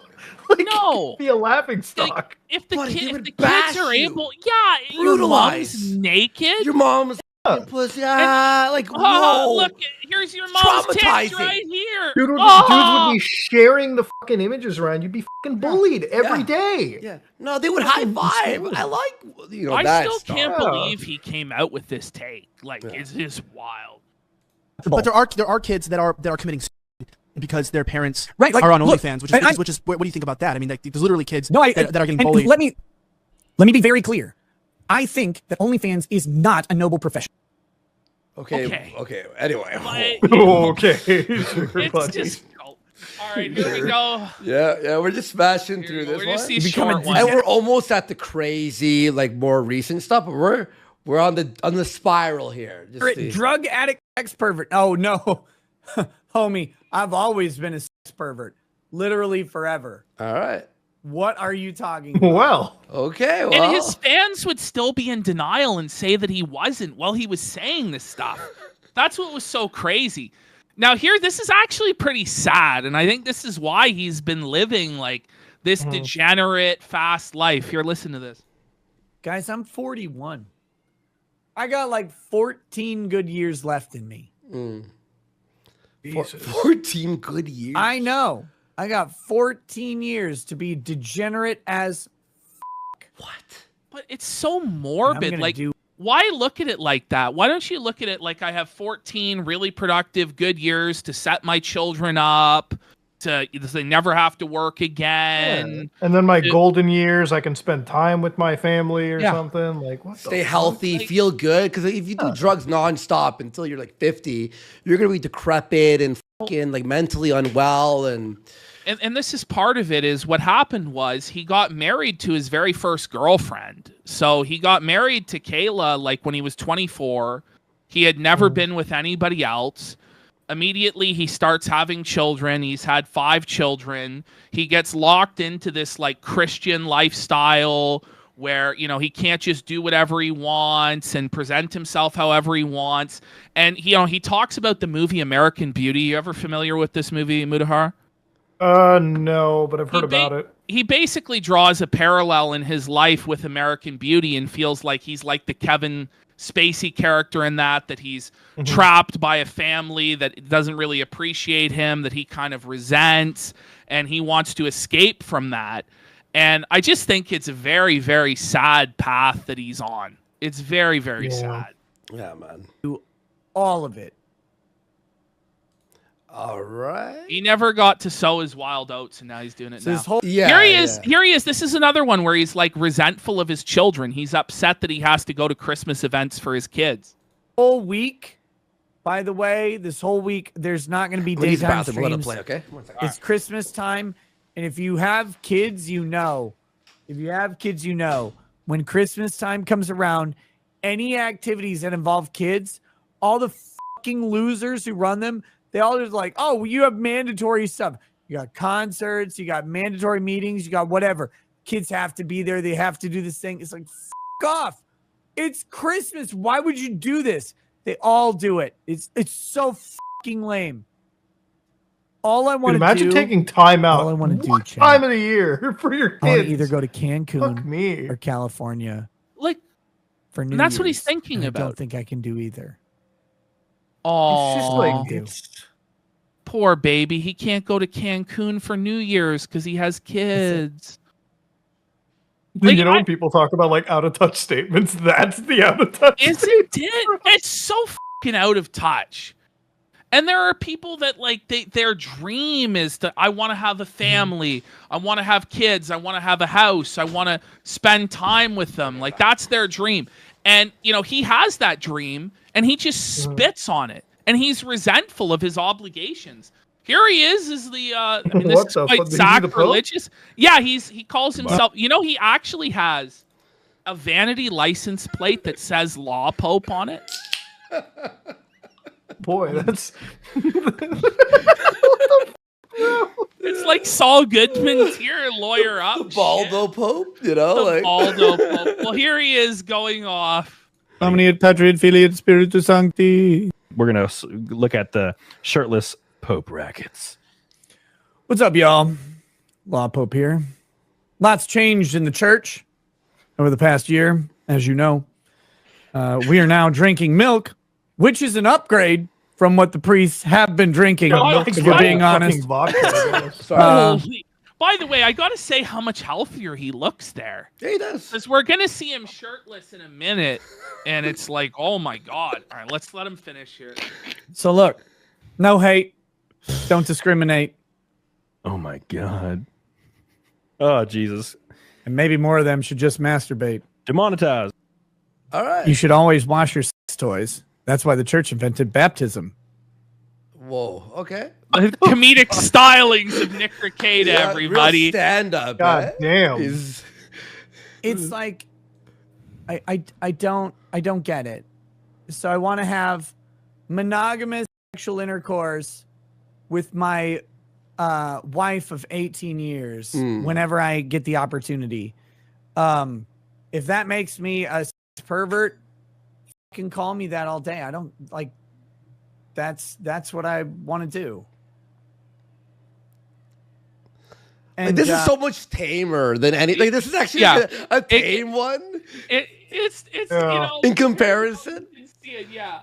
Let's go. Go to the next one. This one is really nasty. We'll play the first minute of this. Okay. But just ask you. This is brutal. It's just nasty what he says here about his wife, you know? Look, publicly. I'm going to say it. Yeah. I see constantly a bunch of guys who go, I want a 24-year-old, hot, peak sexual market value wife who's going to immediately pump out 9 children for me, be trad in the kitchen in an apron all day. Okay, look, I get that you like want that. If you're not a millionaire, good fucking luck. You're going to get a partnership is what you're going to get. That's your best option. You get a partnership. But this idea that you're going to walk, like all these guys are going to walk in to an 8+ 24-year-old wife. By the way, when she has kids, the second you pump all that semen into her and she gets pregnant, her body is destroyed for the next 3 to 5 years. Oh, Lady Rackets. And he goes on to talk about how his wife in particular is fat. Okay. Let's go a little bit further. If you have 5 kids, her body will be destroyed. Destroyed. Like we paced out 2 years per kid, basically. 13 years. 13 minimum 13 years where she is not going to be that 8, 9, 10 that you married. And more importantly, because you probably won't care, it's going to be fine for you, but it won't be fine for her because she's going to remember being an 8. I've never seen this. Like, that's fucked up. Isn't it kind of like, all right, we're going into the swinger arc. That's like such a weird fucking just. It's like, yeah, dude, no shit. Everyone's body fucking. Everyone gets like, I guess, uglier later on in life. But Jesus Now Christ. skip over folder 12.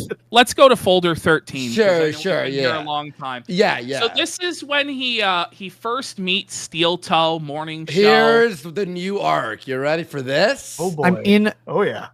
I'm in a friend's studio right now. So the background that you want me to like use a different one, like I can't. It's a physical background. There's a thing there. I don't. If I had a green screen, I would have just put a giant picture of my tits behind me, and that would have been the background. It would have had to be blown up because, like, I clearly like a sub A cup.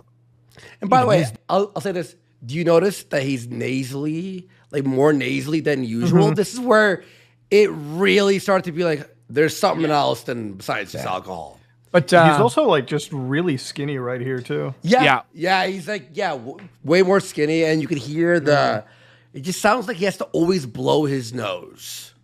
Yeah, so I can't change the background. It's physically behind me, but it might confuse people, and I don't want people confused except about their gender. So. His jokes are so bad, man. Home run. It's like when fucking Ben Shapiro goes on and he's like, "Yeah, let's talk about the LGBTQIA plus divided by 2 to the fucking power pile." Like, Okay, hilarious. So out of touch, like boomer humor shit. But it's it's very courteous of them to use or let me use the studio. If you don't know, here we go. The Steel Toe Morning Show, who I encountered for the first time a little bit around a year ago on Chrissy Mayer's show. It was one of the Simpcasts I was on. It was fun, and I met April from the show because she was on Simpcast, and Alex Stein was on there, and it was a pretty good Simpcast. But then after that, it was like I met them and found out they live close, sort of, to me and Lady Raggets, but it was like, oh, we should maybe like began turning in his mind. Yeah. And within 1 year, let's just skip over. Yeah, let's just skip. Let's go to the next folder here, the hot tub stream. This is This is where shit goes off the rails. And people thought, and by the way, people thought Ashton and I were crazy for going, what the fuck is this?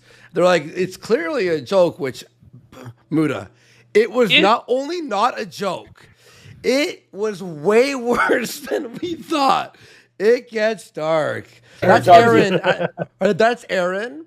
That's April, okay? And that's Lady Rackets right there. So on the left is that husband and wife, and on the right, that came husband on, revealed everything. It's on our YouTube channel where he literally revealed every dark story on our show. You like that? You're gonna hold her to a I'm chat. It's a Tawari. contract. Knock it out. What? Are you guys She thought about Keanu swingers? C. Thompson. You talked over my question. It was Right. important. Are we swingers? The answer is yes. Of course. We're just fucking apparently everybody. So look at Apparently everybody. Ellen Aaron's face there. He's so felted by that. Like he's like, oh no. She's revealed the truth. Like everybody's reaction there is so telling, especially in hindsight, because we now know they were all swinging. They were sleeping 4 to a bed, and what it was, Muda, is that Aaron was fucking Nick's wife, and Rekieta was fucking his wife. They just traded wives with the kids there, wife swap, and everything. Dude. Yeah, full wife on swap. wife Jesus, man. Yeah. Apparently, You know, everybody in New York. So much Here's the worse deal. when your children are in the same general location as Yeah. If people Fucking want to hell, be bro. degens or whatever, you sort of go, okay, an adult can do it's weird as but then you throw in kids, you throw in drugs, you throw in loose firearms, like ammo, like under the bed, like loose, like used ammo. Then you add Yo, there's fucking drug bosses that aren't that bad. Yeah. Like, yeah, it's insane. And they were There's heading like to crap the houses sodomy that are barn. less degenerate. They were living there for months. And they talked about heading to this place. We don't have it in here, but we call it the sodomy barn because it was a place called Pleasure Palace. Pure pleasure. Pure Pure pleasure. pleasure. It was a giant barn set up in rural Minnesota. It was like filled brim to brim with sex toys. You could actually purchase used sex toys there. But what they had and what they're famous for on the Google reviews, they had these booths where you could play porn, but really what it did was allowed you to have sex with other people in the booth. So people would go there to swing and have sex in these dirty like porno booths. Here we go. Now we go. Look, this clip's bad, man. Let's watch this clip. Oh my goodness. He's licking Speaking of his ear. terrorism, These are great. let's bring Los Federales paid for this today, so thank him. Ladies and gentlemen, bringing his nipples along, shirtless Nick Rekieta. Bad hair. There he is. Oh, it's oh no. my God. You can just see the physical decline, right, from that earlier shirtless video. Like, all the muscles gone, pretty much all the fat sucked off his body. He just looks gaunt. He looks sickly. It's oh no, we have to prove that it's actually Crackhead if house you pet, fucking this one, don't dude. Do it. don't God, you no. don't you Whoa. What do you make of this? He's like Gollum right now. He literally is acting like fucking Gollum, bro. Really? Yeah, you're right. But He's got don't the. oh see how He's like, Tongue. More tongue, got bad. please. you just calm down over there before you fall off that chair. It's like an Abercrombie and Fitch model. And by the way, they were smashing at this point, which changes his whole like. And if you look at the way she's looking at Rekieta, she's like horny for him. Yep. Like, Yep. All right. man. This one is Catch so you in just a obvious, minute. and in hindsight, what this is. At the time, I honestly believed his excuse that like he was like having like his nose bleeding due to some medical condition, but it's pretty obvious now what this is. Let's have a look. Oh my gosh. Woo. We're back. Sorry about that.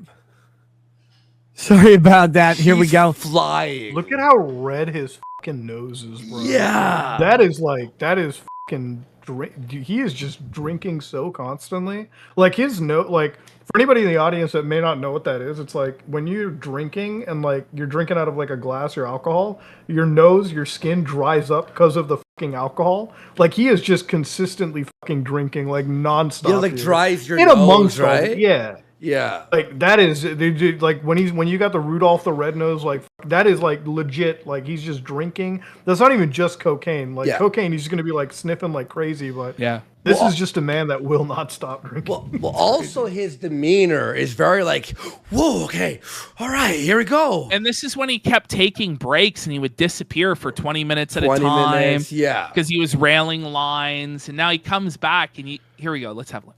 Here we go. Sorry about the delay. We are back. And his face here, you see right there, is yellow. Look at that. It's Jaundice. straight dark yellow patch. We are back to this. We're back to this document.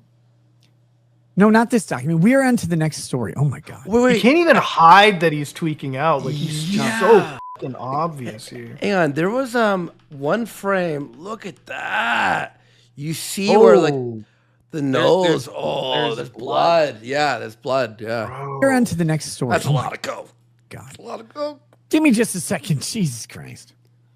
He has to clean it off, and that's his. Okay, so that was He's probably done so much at this point that like just like the couple lines that he does just keeps him like up for maybe honestly minutes at this point. Yeah. No, for real. Like, he's fucking gone. His fucking dopamine receptors are so fucked right now. Yeah. So I'll tell you what happened. And you can hear his sound. He's talking like this. Is like just. Why it took me so long to come back? I would have just kept this quiet and been like, wow, it took me forever. So Lady Raggets was sleeping. And I go up and check on her and make sure she's good. Before the stream, I was hanging out with her and stuff. It was nice. It was like just very chill. So I said, I'll come back at this 1 hour thing and I'll come give you a kiss. Well, she's out. This is so convoluted. She's laying there. Yeah. He doesn't even know it's Star Trek. It's just cokehead behavior right now. He's just like, he's rambling. That's all he's doing. Oh, beautiful or whatever. So I go down to give her a kiss. Startled her. Bam. Hit me in the face. I get it. That's So that's why his nose is bleeding. Because people saw the red inside the nose, so he had to like make an excuse. He had to come up with like the most story on the spot. Definitely wasn't the cocaine at all. You know, No. he's losing weight and fucking tweaking out. He's like the worst liar in the world, dude. Like fucking 8-year-olds lie better than this guy, bro. Yeah. Like, what the Are you ahead of the next one there? Sure. Let's go through a few more of these. Bronca and Ghazni. Bronca's gone. Please save Nick. He's lost in cocaine and sexual debauchery. That's a twofer. This is where did you hear this him is when I started to notice and go, okay, he's on coke for sure. Like he's not on Easter? He's deeply sick. Steve, can you save me from cocaine and sexual debauchery, or can you only pick one? If you could pick one, what would you pick? Well, given the size of your nose, I think it'd have to be cocaine. Look, I'm running Colombia out of their. Well, I know. He They was. He really come with was. that? It's like it's such truth right there, man. I'm kind of wondering how much do you think he must have spent on like his coke habit too, because So- Well- that is the most expensive drug. To Are you be aware honest. of Camelot, the streamer Muda? No. Yeah, Camelot 331. Yeah, Yeah. I've seen him on Twitter a Camelot. couple He times. was asked. Who was it that asked him? Was it? It was the guy with the glasses. Gundam. It's a Oh, it's Gundam. Gundam. Yes, it's a Gundam. It's it's a Gundam asked him. He goes, "How much do you think he was spending?" And without missing a beat, he goes $20,000 a month. Yeah. Now, him and Rekieta had been partying together, and Camelot has let loose kind of by accident that Rekieta was hiring prostitutes.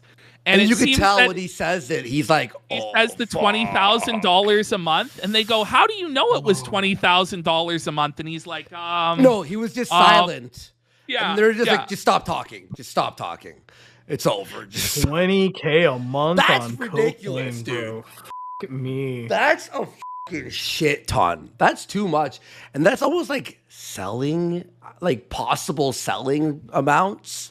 You know what I mean? Well, at that Yeah, point, like because what was he? How much was he caught with in the police report? Like, wasn't it 25 20 grams. something? 26 26 yeah. grams. So he was 2 grams short of the ounce. Yeah. So he was picking up at least an ounce or more at a time, if not like a full like QP at a time, and snorting it down. So like, holy. He's a fucking great customer to have, dude. Like 20K a month. Shit. Well, Aaron also said this. Now, he didn't say who else, but apparently Aaron says anytime that anyone was there, free Coke. Like it was like everyone just, you set your lines up, free Coke, fucking, he would just have parties and have the mountain there. Well, when you got hookers, you got alcohol, you got Coke. Fucking, that is like, I mean, 20K a month. If that's what you're doing just on Coke, I mean, extrapolate a little higher. I'd say double, like 40 This fucking last K. clip, This last clip, he mentions us directly. No.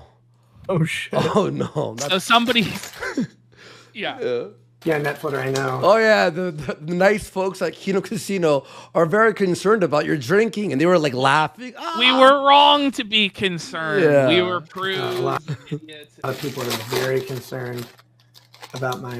No, I know we're pretty crude and mean sometimes, but like we were actually like, Nick, you're dying. You were dying on camera. Please. I mean, it's like I think Only Use Me Blade is a genuine like fucking shithead, but it's like I will always tell him like you should just not drink. Like, you should just stop drinking because your diabetes is very fucking evident. You know. Now I don't think he's streamed in like since the New Year's stream that I know of. Only Use Me Blade, and apparently he quit drinking. He's with his mom right now. I find it hard to believe that he did, but if he did, bless him. Like holy. Yeah. His legs were rotting off. His toe was rotting off. He was like it's bad to the point where like I remember on YouTube like I would just get like these recommendations for Only Use Me Blades. It's like you know how like Ice Poseidon had the swatting compilation and it's like oh that's bad. Blade had the piss compilations, dude. Like this guy was just knocked out pissing on the fucking floors, couches. I'm like, dude. They painted him blue and put a diaper on him. He was a Smurf and he pissed himself.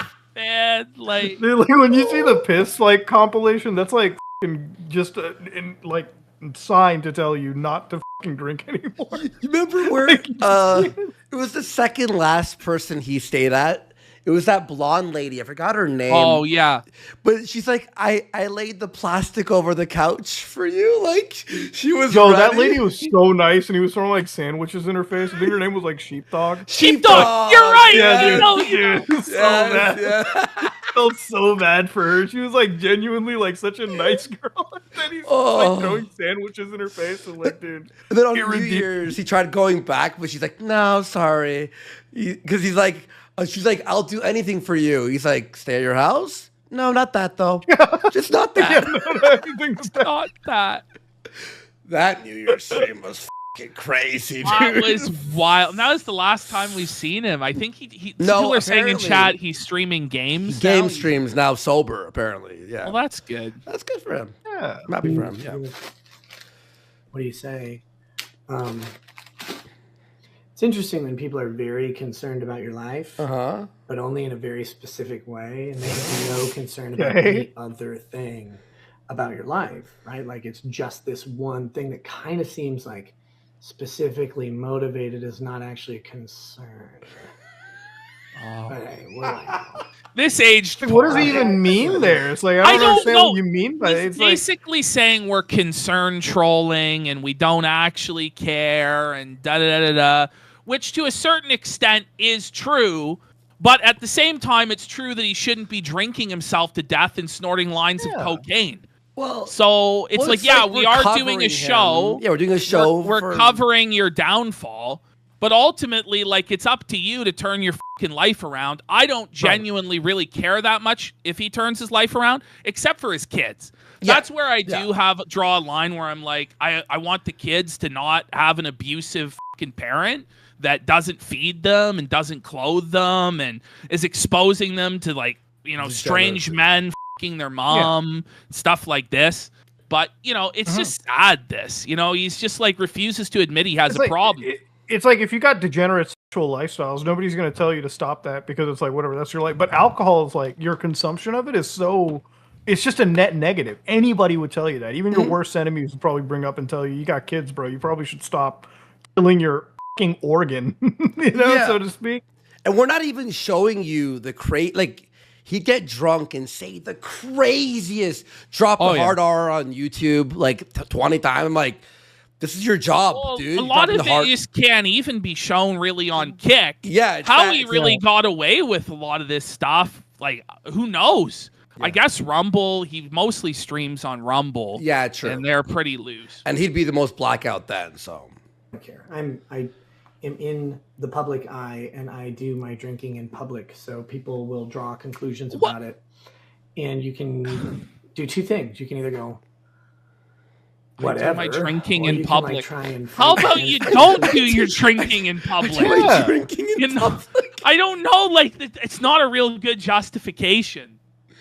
You know, it's like if you see a guy at a bar every fucking day drinking bottle after bottle, you know, somebody's probably going to go and tap you on the shoulder and be like, "Are you okay there, buddy? Like, is something going wrong in your life? Like, you're in here like every day. You're getting fucked up." We'll show him Dear John next. We'll show him that because that really is the worst it's ever been. Yeah, definitely. Well, besides the final yeah. there. Conclusions that they draw based on their observation. It's like, well, that's not very useful because you can say whatever you want, but they'll look at what they see and then make a determination based on that. Yeah, that's what observing and reacting is. Yeah. There's one critical thing to remember about the internet, and that is that none of it is real. But it is. Oh. Well, that's the thing. It is real. I mean, is he really trying to tell us that he doesn't exist? Like, I don't really get the argument, but we're getting into the home stretch here. Thanks, this is Budar, bad. man. You've been fantastic. We appreciate you being with us for so long. 100%. No, dude, you're fucking fantastic, dude. You're great, dude. This helps me learn so much because like we'll send you all the raw stuff, of it, by the way. We'll send you all the raw shit too. So this folder's fucking crazy, dude. Like it's just no, man, you're fantastic. Like you've been like, I know it's a lot to digest. Sorry, it took a lot longer than we expected. We do pause a lot. I know. So, yeah, man, you've been great. All right, now this is the one that we were like, it's over. It's over. Now, what part? Like just the first minute or so, or 2 minutes? Let's just let it play first. Just some of these commentators. Here we go. This is fun. Not only do I know them, do I know their failures? Do I know their social security checks? Do I know their inability to even contact their own family for help? Do I know their desire to leave their own state? Okay. Let me set this up for you. What do you mean? I know everyone. So far? It's like I know everyone's deepest, darkest secrets. I know what to like. He's like the Joker. He's the Joker at this point. He's got like the whole stack of money in front of him. He's like, I just want to watch the world burn. Like, here's my. That's his delivery on this. He's like a supervillain or some shit. Like we were like, he's like almost like a serial killer. We started playing like scary serial killer music over. Get the Saw theme running right here. Oh man, we did that when we first covered this. I did have a song playing. It's like it would fit perfectly. Oh man, I cannot imagine being in the place that this man is. So there's a big joke, by the way, that he has ceiling cats. Like there's cats looking from the ceiling. Because he's always theatrically looking up at the ceiling for like no fucking reason. Yeah, it's a huge some weird tick that he has because I've noticed him do that too. Yeah. So who he's talking about? He's talking about some Kiwi farmer guy named John, who John was like a really big fan of his. He was subscribed to his locals. And Rekieta is basically telling a story where John was like suicidal and Rekieta had to help him get to the mental hospital and he didn't have money and all this crazy stuff. And the whole reason he's doing this is because John is now like on his Kiwi Farms thread telling him that he needs to stop drinking and he needs to get help. So he's going to burn this guy who he helped. And like the guy was in a position and Rekieta is going to use that to mock him and say he's a weak person and garbage because he felt suicidal. It's pretty disgusting. He even says, I'm sure you'll watch the full thing when you're doing your thing, but he does tell the guy that he's too poor. He's like, I know you're broke. You can't even afford to blow your own off. Like shit. Like, and his chat's like, stop, please, Rekieta, Nick, stop. He has to go to a YouTube streamer to beg for a shred of attention. Say, please, Rackets, I love you. I love you. I love you. Oh, man. Begging is embarrassing. I love you. My family hates me. I can't get a job. I'm so mentally handicapped. Like, I can't do anything. And my name is John. All I want to do, I want to die. I want to put a in my mouth, but I can't afford a gun. Texting me this, by the way. I'm like, hey, holy shit, brother, you want to kill yourself? Like, that's not good. No, I deserve to die. Well, I mean, probably, but seriously, no, that's not good. Can you buy an Uber and go to the hospital? No, I can't afford an Uber. You can't afford an Uber? Like $8. You can't afford one. Why? I'm on Social Security because we use some piece of shit. But I'm so successful. Oh, man, that's fucking embarrassing. Man, that is embarrassing. Right? I'm such a piece of shit. My family hates me. Nobody loves me. I'm just going to kill myself. You're messaging me. You're texting a fucking YouTuber. Holy. Oh, my God, man, that's embarrassing. Right, John? Mind you, he's the one answering the text messages. He's the one that's enabling the parasocial relationship.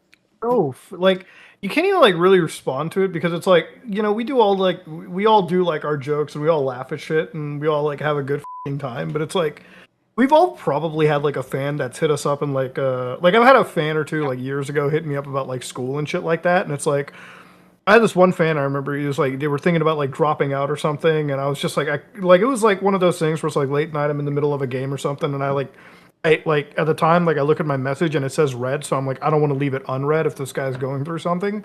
So, you know, it's just like you kind of walk somebody through. It's like, hey, this is, you know, life is tough, like school can be hard, and you know, you guide them through the best you can. But it's like everyone has that moment. To see him do that to like somebody that is a fan, even if they're like, you know, not your fan anymore, and then like to weaponize it, it's like there's no redeeming any of that. Like there wasn't any redeeming it on the fact that he fucking put his kids in danger, but it's like, what an abject pile of fucking shit. Like, no, this is really where people said this was the point of no return, where they had no respect for him anymore. Because this clip is 28 minutes, but Muda, this goes on for like over 2 hours. Yeah, of him just berating this guy. Who's shitting on that John guy for 2 hours? Oh my god, John. And then he's like, he reveals what state he lives in, where his family lives. He he reveals, like, honestly, we're not gonna watch the whole thing because it's very long. But when you watch it, it's almost like it feels so surreal. It's like a David Lynch movie. You're like, is this even real? Give it 2 more. Yeah. You're like, is this even fucking real, dude? You're texting me, and I say, I'm like, holy shit! Please don't kill yourself. First of all, you can't afford the bullets. You've already expressed that. You can't afford the Hardys that would kill you either. You're just you. You're just a useless pile of garbage. You can't afford an Uber to the hospital. You're texting me, begging me, please. Oh man, I'm spiraling. Don't kill me. Don't let me kill myself. I'm like, why? First of all, I can't control you from yourself. Only you can do that, brother. Have you tried calling 911? No. I can't spell. I'm Korean. Literally just 911. No. How far are you from the hospital? 4 miles. Why don't you walk towards the hospital and then call 911, tell them where you're walking? Because you cannot do it. Oh my God, man. This is embarrassing. You can't get to the hospital.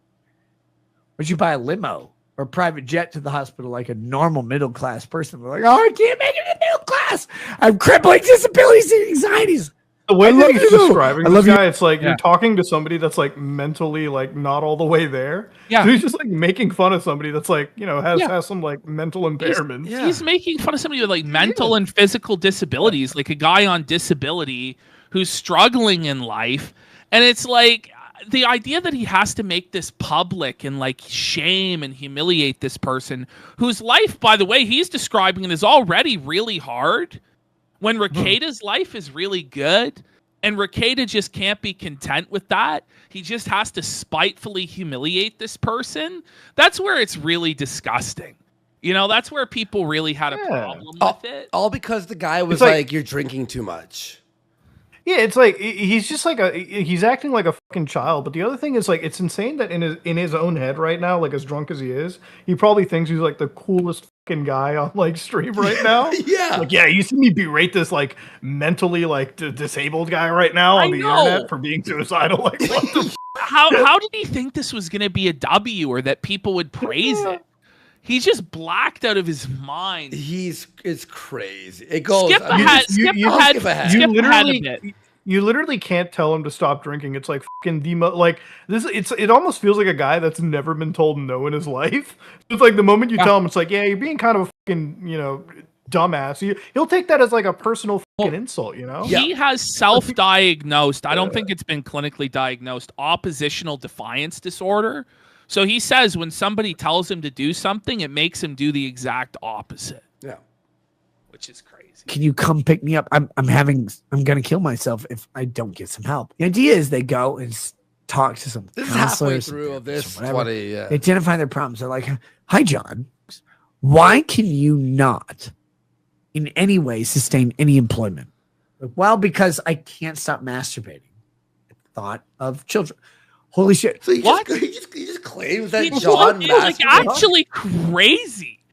It's Dude, why does he keep like projecting everyone's a pedo? This is so fucking sus, dude. It Sorry, really bro. When is. people project this pedo shit, it's so suspicious to me, dude. Like, never have I ever gotten into an argument with somebody and I'm like, you know what? You're probably a fucking child fucker. I'm like, nobody does that, dude. It's so weird. It's such a weird tell. I feel like it's a tell. Like, I don't want to just make a claim because I'm not him, but it's so weird. Like, it's the second time it's happened. It's weird. He does call a lot of people pedos. Like, here, I'll just throw it. Oh, look at this. Look at that. Oh, he is fucking gone. That was our old thumbnail, I think. I'm pretty sure. That was like the worst to date that he had looked. Oh, eliminated right now. Out of when he starts Yeah, talking these about things black true. people on this clip, it's crazy too, man. Oh No.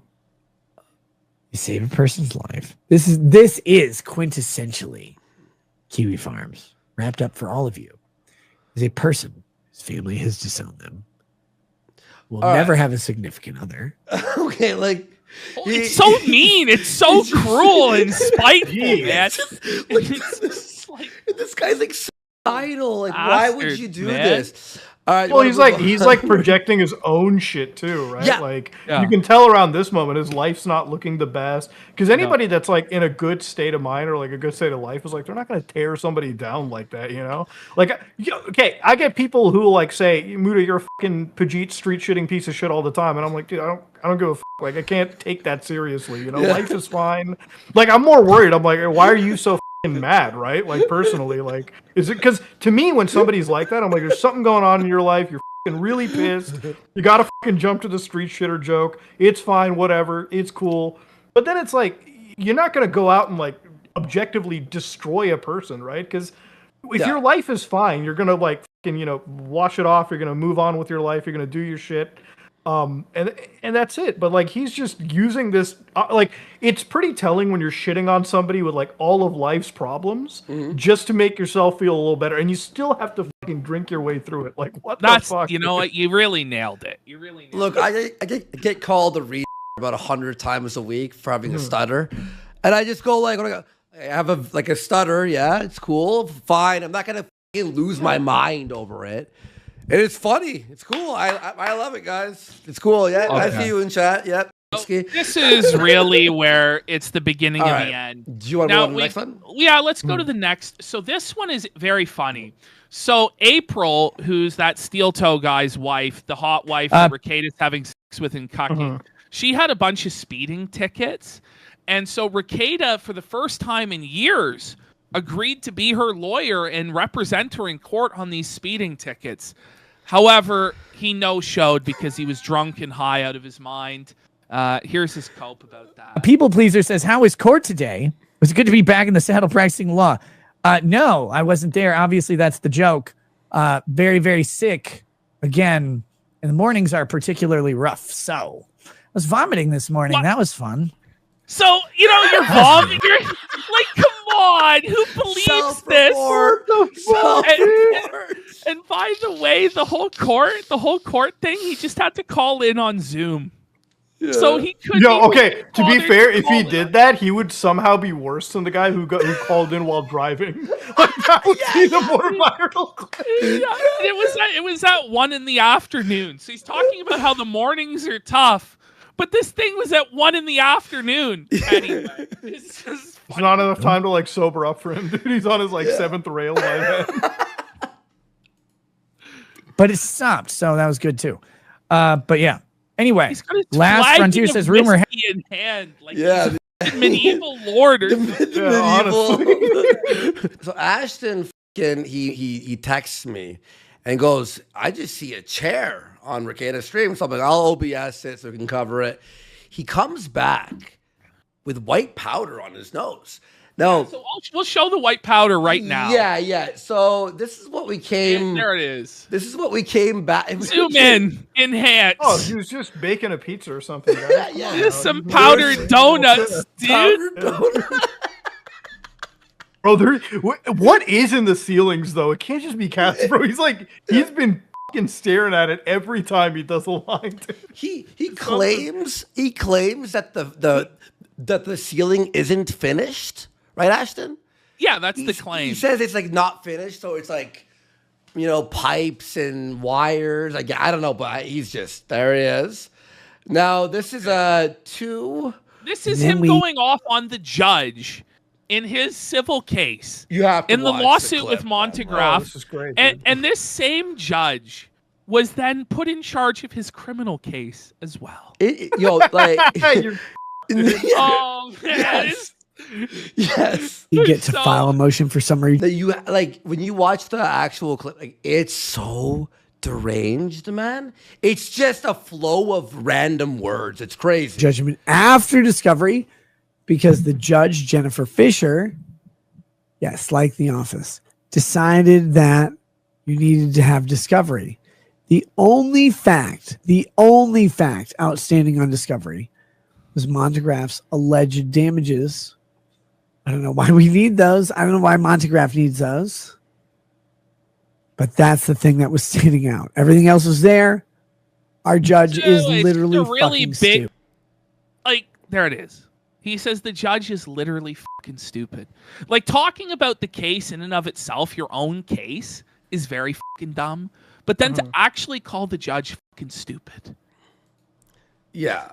It's just, you don't have to be a lawyer, but any fucking legal attorney will tell you, just don't piss off a judge. Don't piss off the person deciding your fucking case, okay?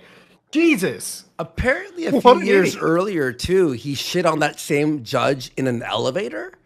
He was mad and he went off. He had a battle with the judge. So what happened was, from what I understand, the judge apparently did rule wrong in the case, but Rekieta had a case before this judge, and in his opinion, the judge ruled wrong on a particular part of the case.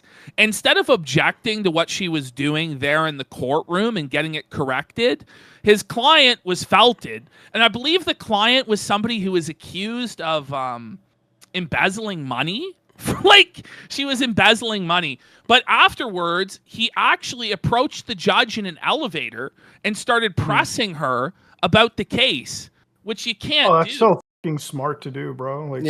It's really bad. I'm going to say it. Jennifer Fisher, Chief Judge of Wilmer, Minnesota, Candiota County, is touched not by an angel, not even by a priest, but probably by re-ation. She does not know basic facts or elements of common law. She doesn't know Minnesota statutory law. When she tries to apply the law to facts, and I know this from previous cases with her, by the way, she gets it wrong.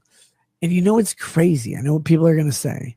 Those cases that I had in front of Jennifer Fisher, the chief judge of Candiota County, when she applied basic common law principles on contract, incorrect.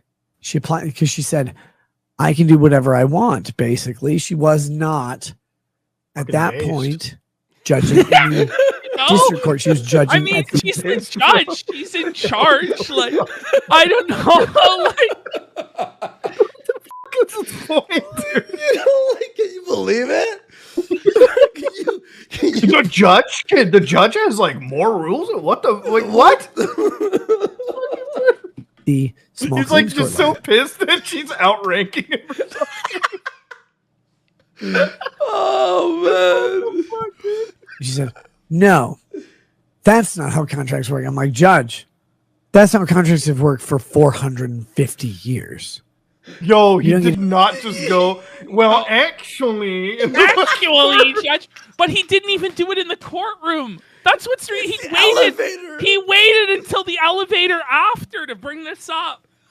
To just change that. The fucking Redditor of the elevator. We win. Guess what happened?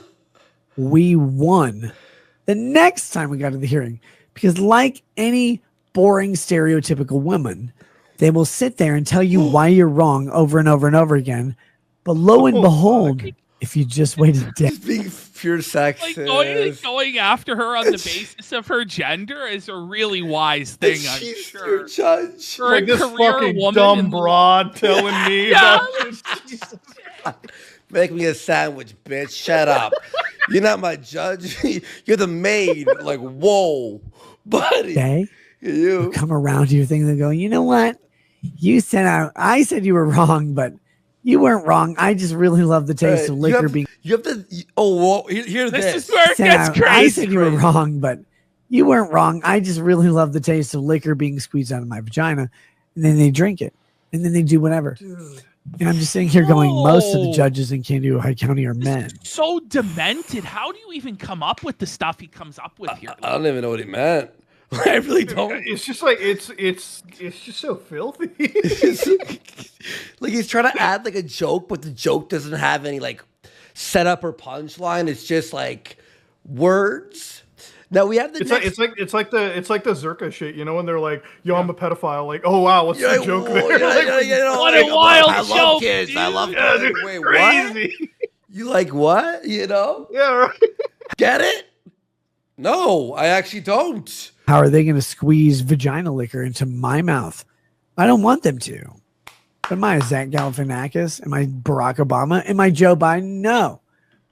What? What did any of those people have to do with anything? You know, the politics, get it? And comedians. In his But fucking, what does Zach Galifianakis have to do with Biden and Obama, though? Like, poor Zach. And they're like drinking vagina liquor? Like, what the vagina liquor, man. But it was 2 hours of this. I'm not kidding, dude. It's the most unbelievable stream. Like, you'll be hooked. It's like a movie. Like, I do not want man juice in my mouth. So I go, can you just apply the law? So do you want to watch the next part? The next part is actually really good. All right. This is where he gets caught either cranking it or getting sucked off. Yeah. Because, okay, so April, it's been now, pretty much confirmed. This is the clip the world saw. Yep, the famous clip. Now, now it was all gibberish around this, but it's been confirmed by Aaron that April, while Aaron was having with Mrs. Rackets upstairs, April would sit in the corner here with and watch on the left side and watch him. But here we go. This is by the end. It's like a Meat Canyon character. It really is. No, you got yeah. What the fuck? I'm texting Ashton. Oh my god, are you watching this? Holy fuck, dude, it's over. It's over. Look at this is and he bites his finger here.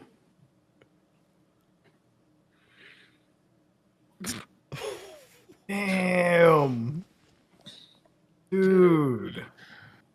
This is He's like trying, dude. He's like, well, you can't. You're fucking beyond gone. Why is my camera still on? I know. That's a good question. I know, yeah, honestly. You know, Okay. Nick.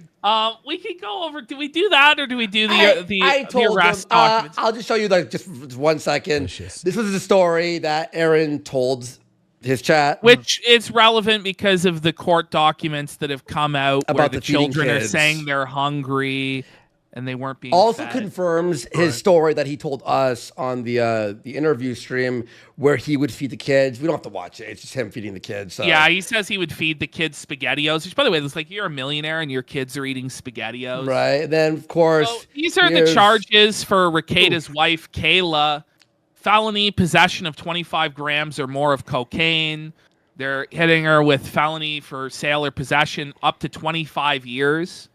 Whoa. 25 years? Yeah, they're both facing up to 25 years on Yeah, that this is not a- cocaine charge. Oh my god. Then they've stacked the possession of firearms when you're on a controlled substance on top of that. And then Kayla has neglect or endangerment of a child / neglect and neglect child knowingly permit physical / sexual abuse. Now we had a lawyer come on, Sean. Sean came on and told us criminal.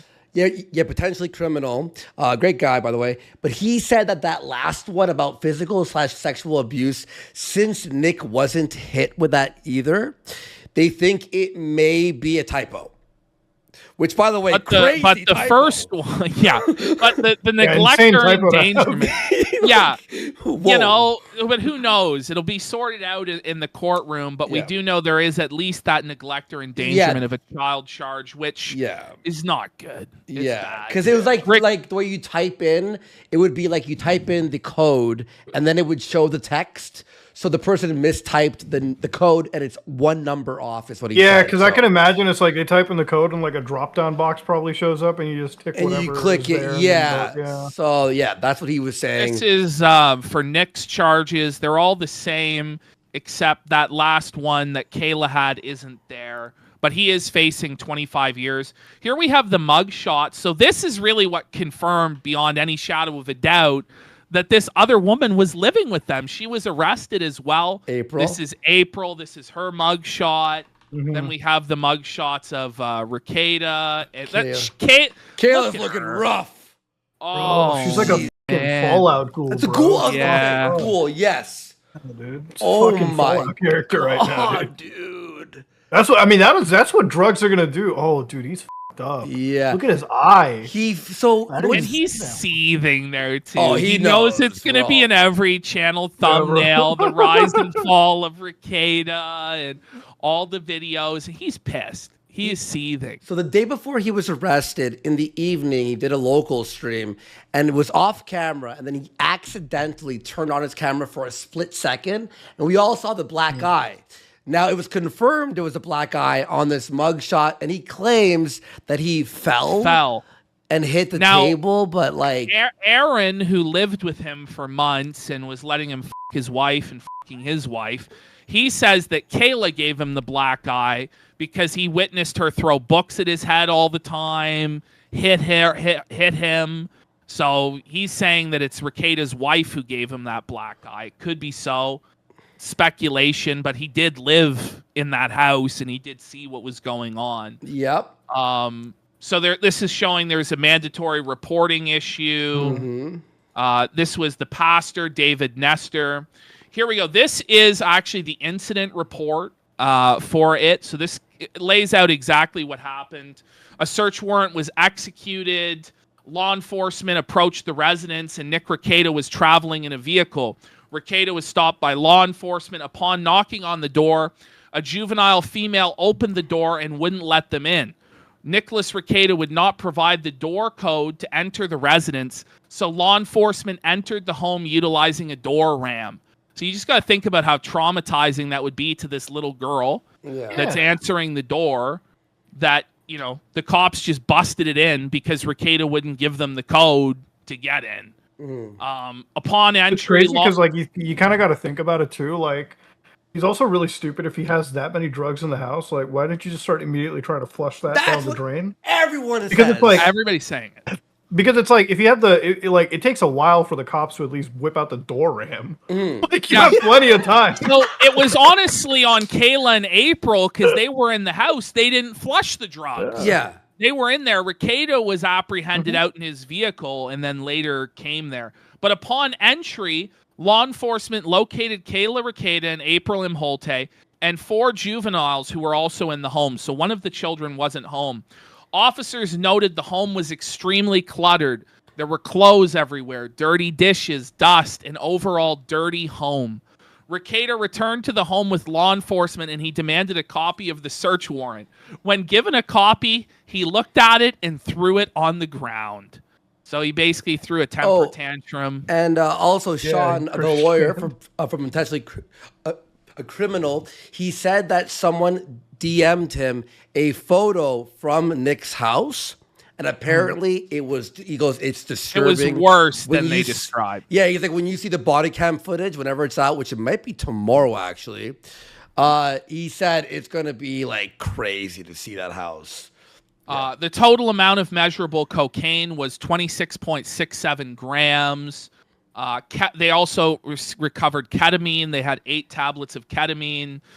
Detective Plum met with Rekieta. He was read his Miranda rights, and he agreed to speak to officers without counsel. So Rekieta actually has, you know how Jim Can't Swim does those videos, right? Of course, yeah. Right. There actually exists a recording of Rekieta answering officers' questions like that. So I hope that comes out at some point. It's so wild because like he'll sit there and just do all the wrong things. Like everything a lawyer would tell you not to do, he just proceeds to do it with the knowledge of being a fucking lawyer. Like, what an idiot! It's crazy. I mean, I guess it kind of like lays down how much he's on drugs too, because it's like that. Like his fucking brain is so fried to this point where like he just cannot make any logical, cogent decision ever. Now, they also said here that there were several injuries to his arms that appeared consistent with sores that are common with controlled substance users. Some people are saying they're track marks or heroin. There was brown it could have just substance. been, there was an unknown brown substance that didn't test positive for anything. This is the list of stuff that they found. Bags with cards, dollar bill, field tested positive for cocaine. Large corner cut baggie with white powder, field tested positive for cocaine. 3 small baggies, field tested positive for cocaine. 8 green colored tablets, field tested positive for ketamine. Metal pan with white powder on it that tested positive for cocaine. The digital scale that field tested positive for cocaine. That's so weird. Yeah.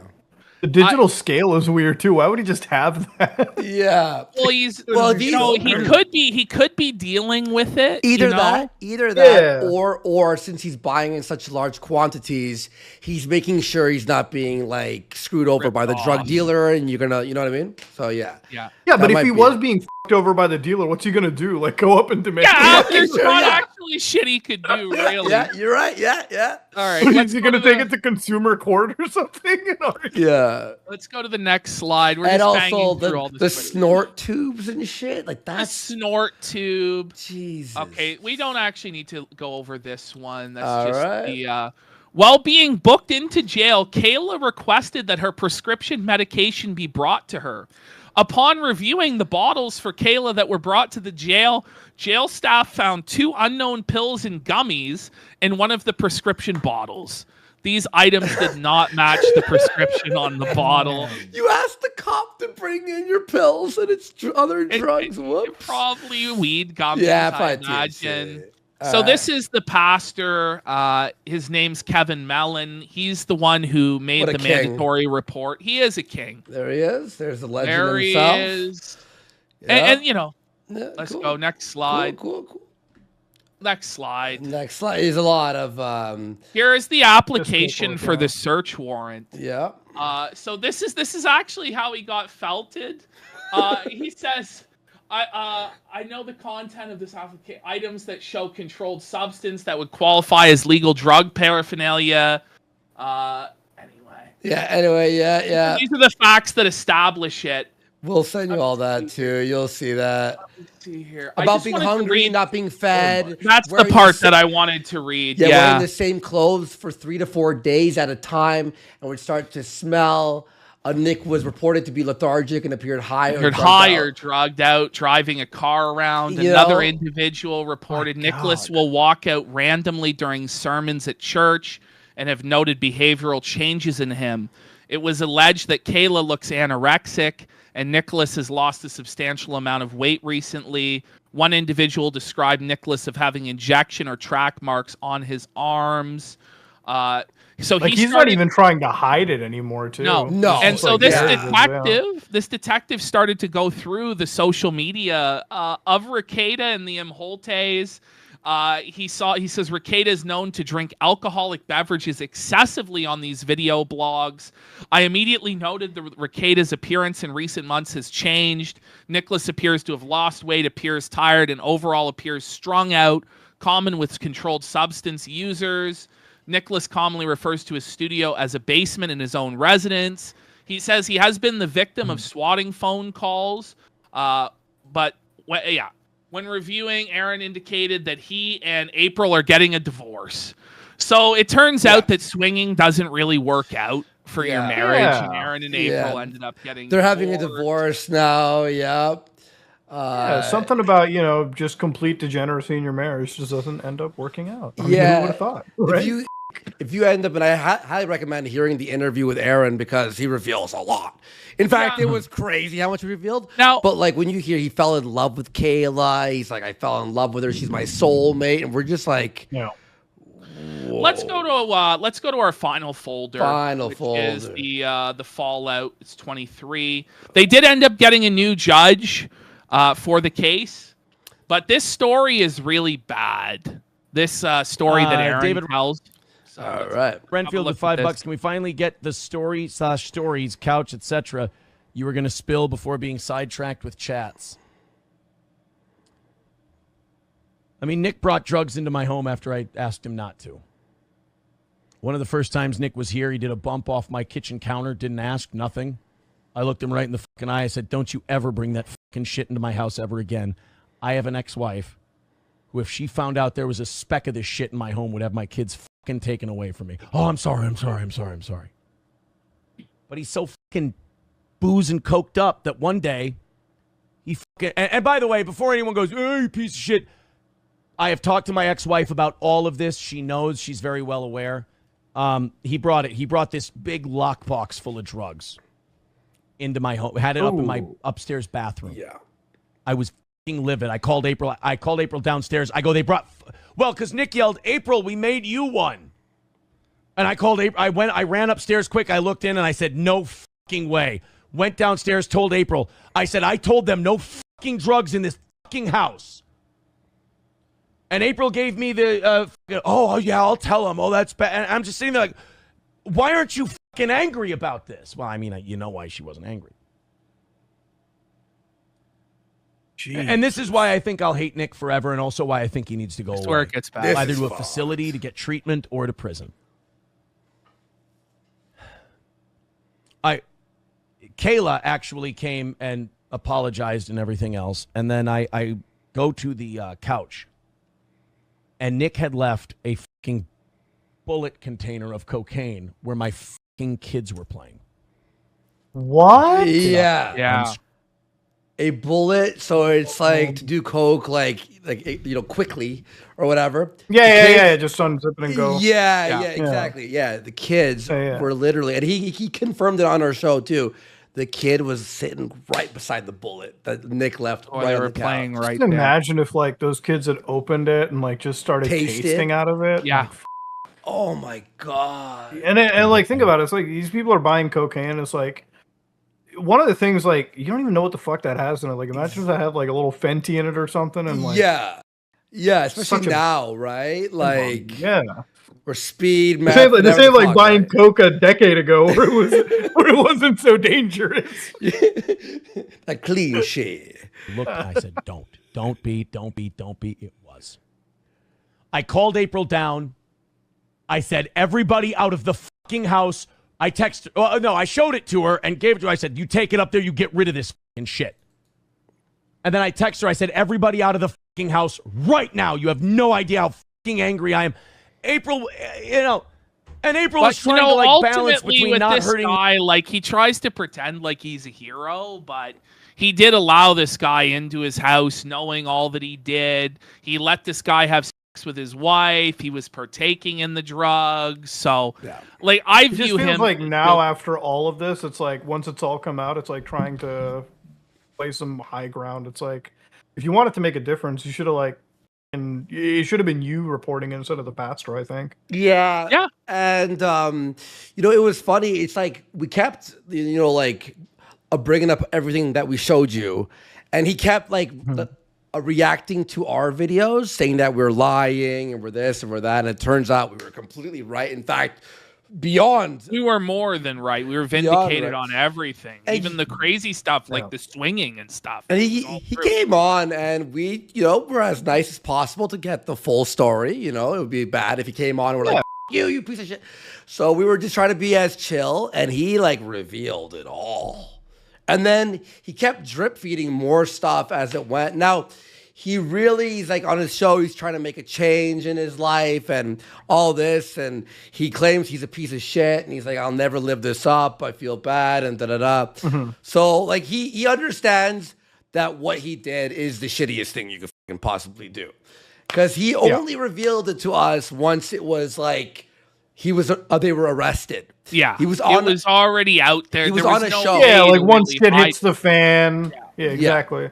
He was on a show actually live, and then the host brought it up, and then he goes, "Now that they've been arrested, I could tell you all this stuff," and then boom, he dropped a nuke on our show. So Nick's feelings, but being angry that her 4-year-old. There are no heroes in this fucking story.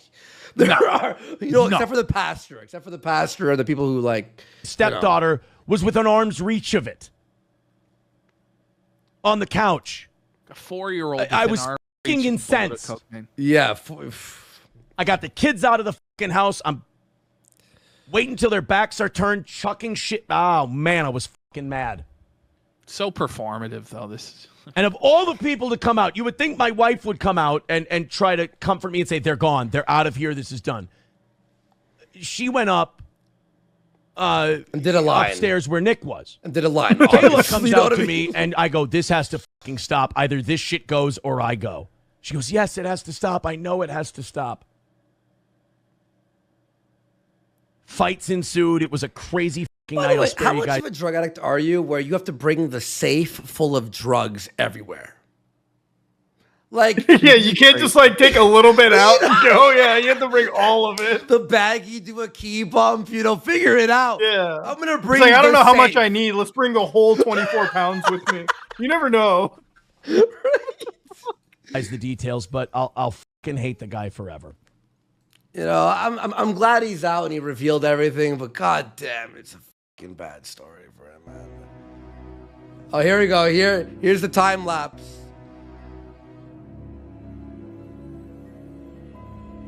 Oh no. Damn!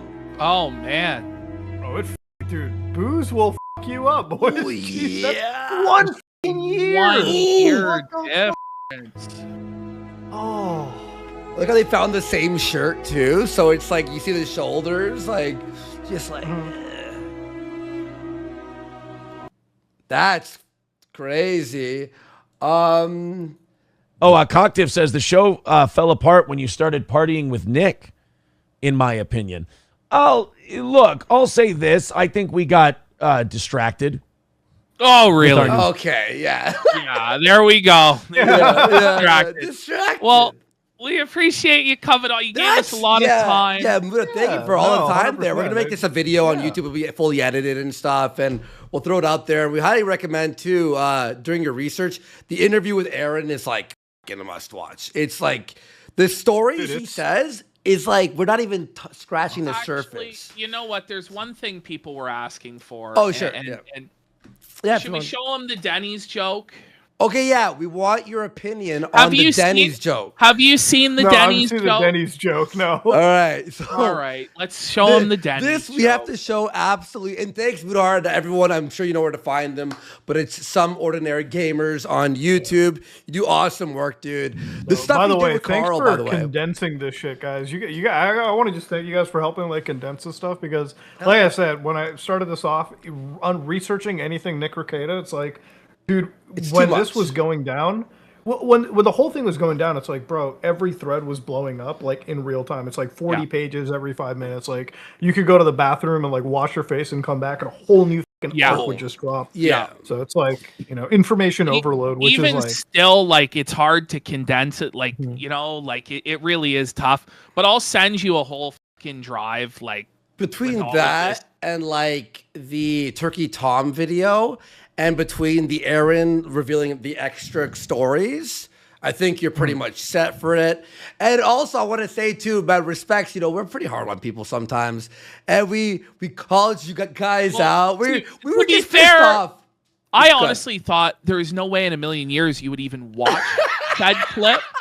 Well, When I the saw thing your about it is, DM, it's I was like, like, respects, Mo, for real, man, for real. No, I watch like you guys' show like in clip format. So it's like when I see it, like usually with like podcasts, and it's like The I worst wish, part- Sometimes I wish we would do like a little blurb, and we've done it for a few episodes where it's like because we film these things like 6 days in advance before it ever goes out, and like so much shit changes. So like by the time the story comes out, it's like we can be wrong. We sometimes are, but like usually it's our mistake because like us three, it's like just a chance for us to get together and talk about something. Yeah. And so I kind of wish like it's just it's probably shitty things on our part because the way that we do formats, I think all three of us are pretty shit for podcasts. Like if we're covering like a story, but if you give us time to like research on something, then we have to make it look good because then it just goes out on like a main channel.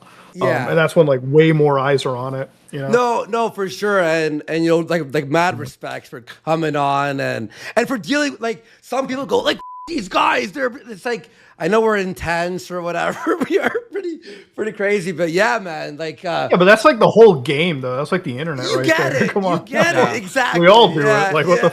yeah. But I want to say your thing on completionist was so Kino. Like I was following that to a T. Like it was good. You know how wrong I wanted to be on that? Like me and Carl, we like couldn't figure it out. Too. I was like, what the? He still did the golf tournament like last week again. Yeah. He's still doing the golf tournament. It brought in like at least 60 grand.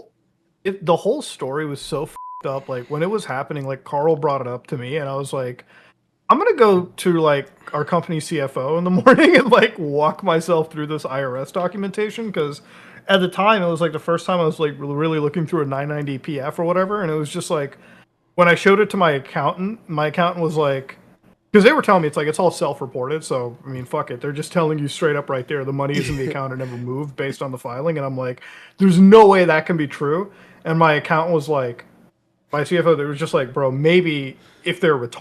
Yeah, sure. Like anything's possible, fuck. So like it was funny because like that call with the completionist was like never really gonna happen until like we were just like I was just like, look, because we brought in coffee, we like talked to him and like at the end of it just came out, we were like, listen, we gotta fucking get this guy on a call and like talk to him. And I remember the day when like I asked him, like I DM'd him, I'm like, hey, we need to talk. And he knew what was going to happen because Carl emailed like the Open Hand Foundation with his actual name. So they're like, we're like, we know what's going to happen. So like I messaged him at like noon in the morning and like he's like, yeah, I'll get a call later on. And in my head, I'm like, yeah, he's going to talk to a fucking lawyer and he's going to be out of it. So I'm like, my evening's fine. Like I can probably go out for dinner or something because this isn't going to fucking pan out. But he ended up wanting to call. So he fucking gives me like his Discord. I'm like, all right, fine. I'm not going to look a gift horse in the mouth. And it's funny because I know a lot of his like fan base, they were like, when they were listening to the snippets of the call, they're like, are you guys just cutting out like the really bad parts? I'm like, no. If you listen to the whole thing in context, it makes them look way fucking worse. Yeah, you like, released it after. Well, we had to release it after because when he was threatening like legal work, I'm like, all right, there's no fucking way. Like the whole last part of that call, and it's so because I always described it to everyone. I'm like, it's literally just me playing like fucking therapist with him. Like I felt like the Tony Soprano like therapist and shit. Like I just had to explain to him like, you're not f***ed. Like just give the fucking money. But it was just one of those situations where it's like I am so fucking charitable to a lot of people on the internet, but it's like when you start threatening lawsuits, because I'll tell you what, like back in the day, if you threatened me with a lawsuit, it probably would shut me up. But nowadays I'm like, no, I'll fucking fight you, like in court. Yeah, like I'll do it. You I don't have give a the fuck. money now. Yeah. But like back then, it's like such a fucking like people really threaten you. With like Gerard's family, it's like his dad is exceptionally rich, so it was like one of those things where it's like we're both just gonna be fucking pissing away money for like a while until eventually one side gives up or like California like plays into our favor, because it's just one of those things where. Like, he comes on, he says all of this shit to us, basically admits, like, all of these fucking faults, and then still goes on to, like, his YouTube channel and, like, paints us as the bad guys. He's and angry. I swear... He's for good. He's angry. Like, the thing that also drives me so insane is, like, a lot of these fucking, like, wannabe, I want to say... like, the gaming crowd that are, like, ultra super positive, and it's like, wow, see, you fucking idiots figured out who was wrong. I'm like, listen, unlike some of you, like, jackasses that are just uploading in these pointless videos on YouTube all the time. Like Pro Jared comes out. Yo, I felt so bad for Pro Jared when he was shitting on me. Bro, when Pro Jared shat on me that morning, I was like, bro, I wish I could take out the part of the Gerard call where he shits on you.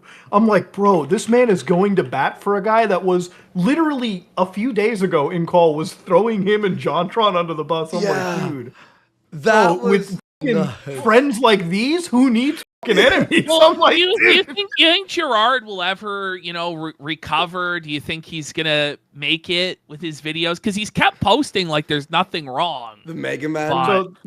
There's like a theory that we've had like kind of run through our heads a little bit. We think that a lawsuit might still be coming just because I think he's been uploading enough to prove damages or something. I think maybe that might be a case where like he's gonna upload for like a year. He's gonna say, yeah, see these guys like f my channel up, like I can't even fucking make anything. I gotta give up my business. Maybe try that. That's just like one of the things that has been kind of running into my head now. Ever since Carl brought that up to me, I'm like, that's a fucking salient point. But the other thing is like, I don't like his channel wasn't even in like a fucking good place before all of this. It was kind of doing fine. Yeah. Yeah. But like now it's just he's burned so much goodwill like in the space. And it's such a weird thing. Like nowadays indie games are like fucking popping. It was the worst year for him to like for this to happen. Indie land, right? Yeah. It's like the worst fucking year for any of this shit to happen to him. So which by the way, there was the one thing is with his content, as you know, YouTube's watch time, right? That's like, we know that, you know that, like a lot of people know that. And his videos were the worst possible like way to produce videos for watch time, having to complete every fucking his Persona 5 video where he had to beat it 12 times and he cried on camera. He goes, I was paid 5 cents an hour for this. Like, whoa. I'm like, have you ever tried like editing the save file for the video game and just recording that footage and like fuck? Because no one's gonna give a yeah, exactly. What the fuck? No one's gonna care. You know, like he's sitting over there like, I'm torturing myself for you guys. Like no one gives a edit the save for a little bit. Christ, like for the Valentine's Day like extra achievement, who cares? But here it's good. All right, we're gonna do the Denny's joke, and we'll get you out of here because I know you're busy. You actually have a job, and you have a lot of stuff going on. Respects, man. And here we go. Here is the famous Denny's joke. What do you think? Part is if you called the IRS right now and got a senior agent on the phone and went through your entire return with them, they probably couldn't tell you if you complied either. Yeah, that's 100% insane. True. That's 100% true. It's like a cop at a Denny's. Yeah. He just doesn't know if he ordered the right thing. What is the joke supposed to be? What the hell kind of analogy is that? Have you ever been to Denny's with a cop, Kurt?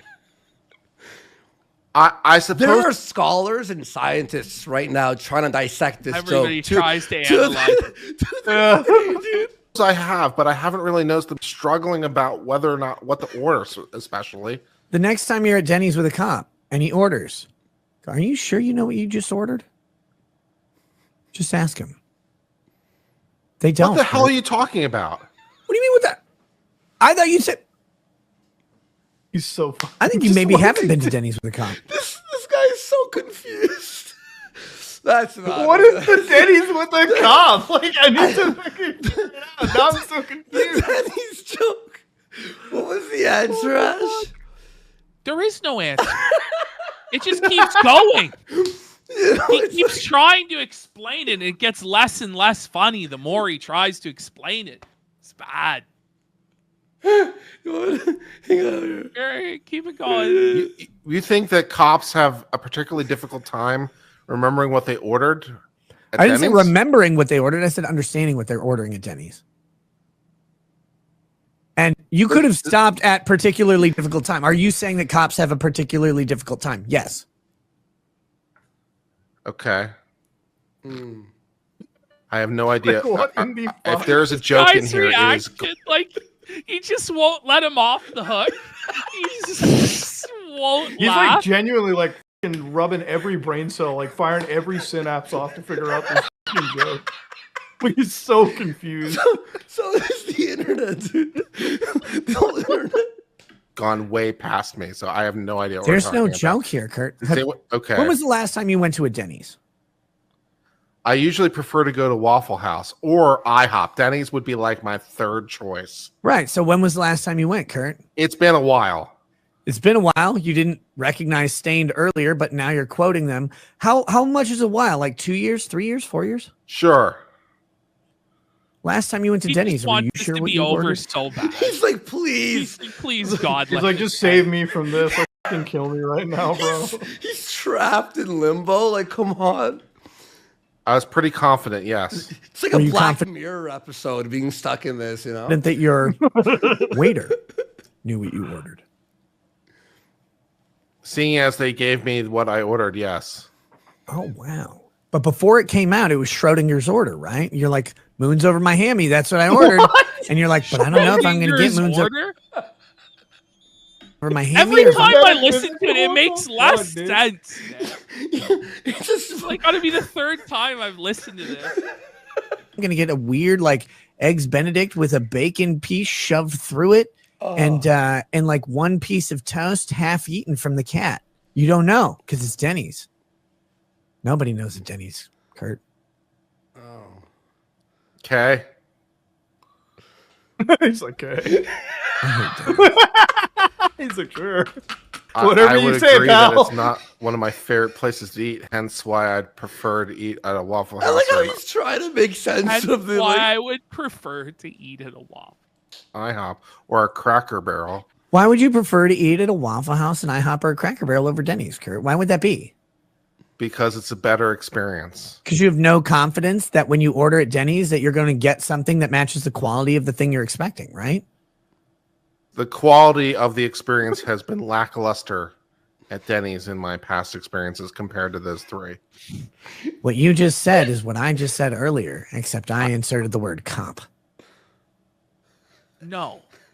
Not being disappointed about the quality is not the same thing as being confused about what He's I like ordered. actually getting mad now. He's like, No, what the fuck? He's like legit getting pissed. What the f***?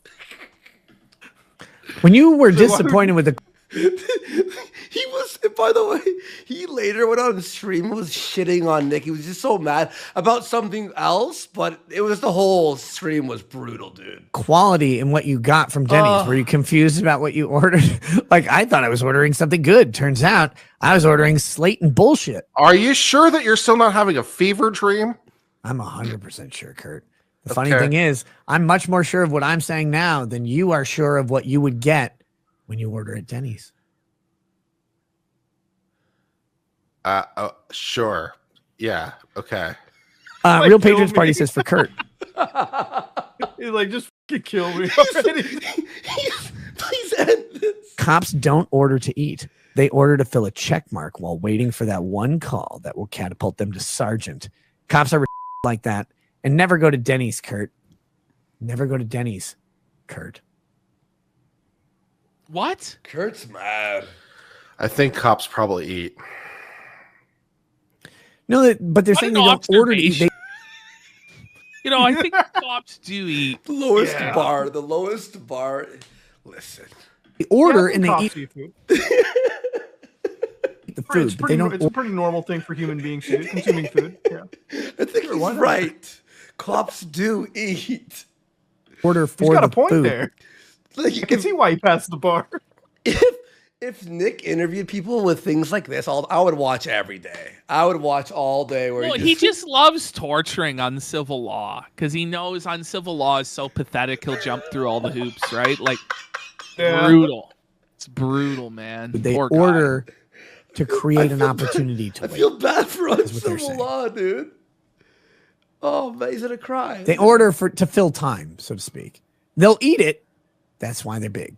Kaufman 921 says, I meant to say all four of you have a legal That was the Denny's. Well, joke. there's the Jenny's Yo, joke Moonarm, man. there. Thank you, dude. That I was appreciate fantastic. you coming on. Yeah. Anytime, guys. I hope the video does well. I'm sure it will.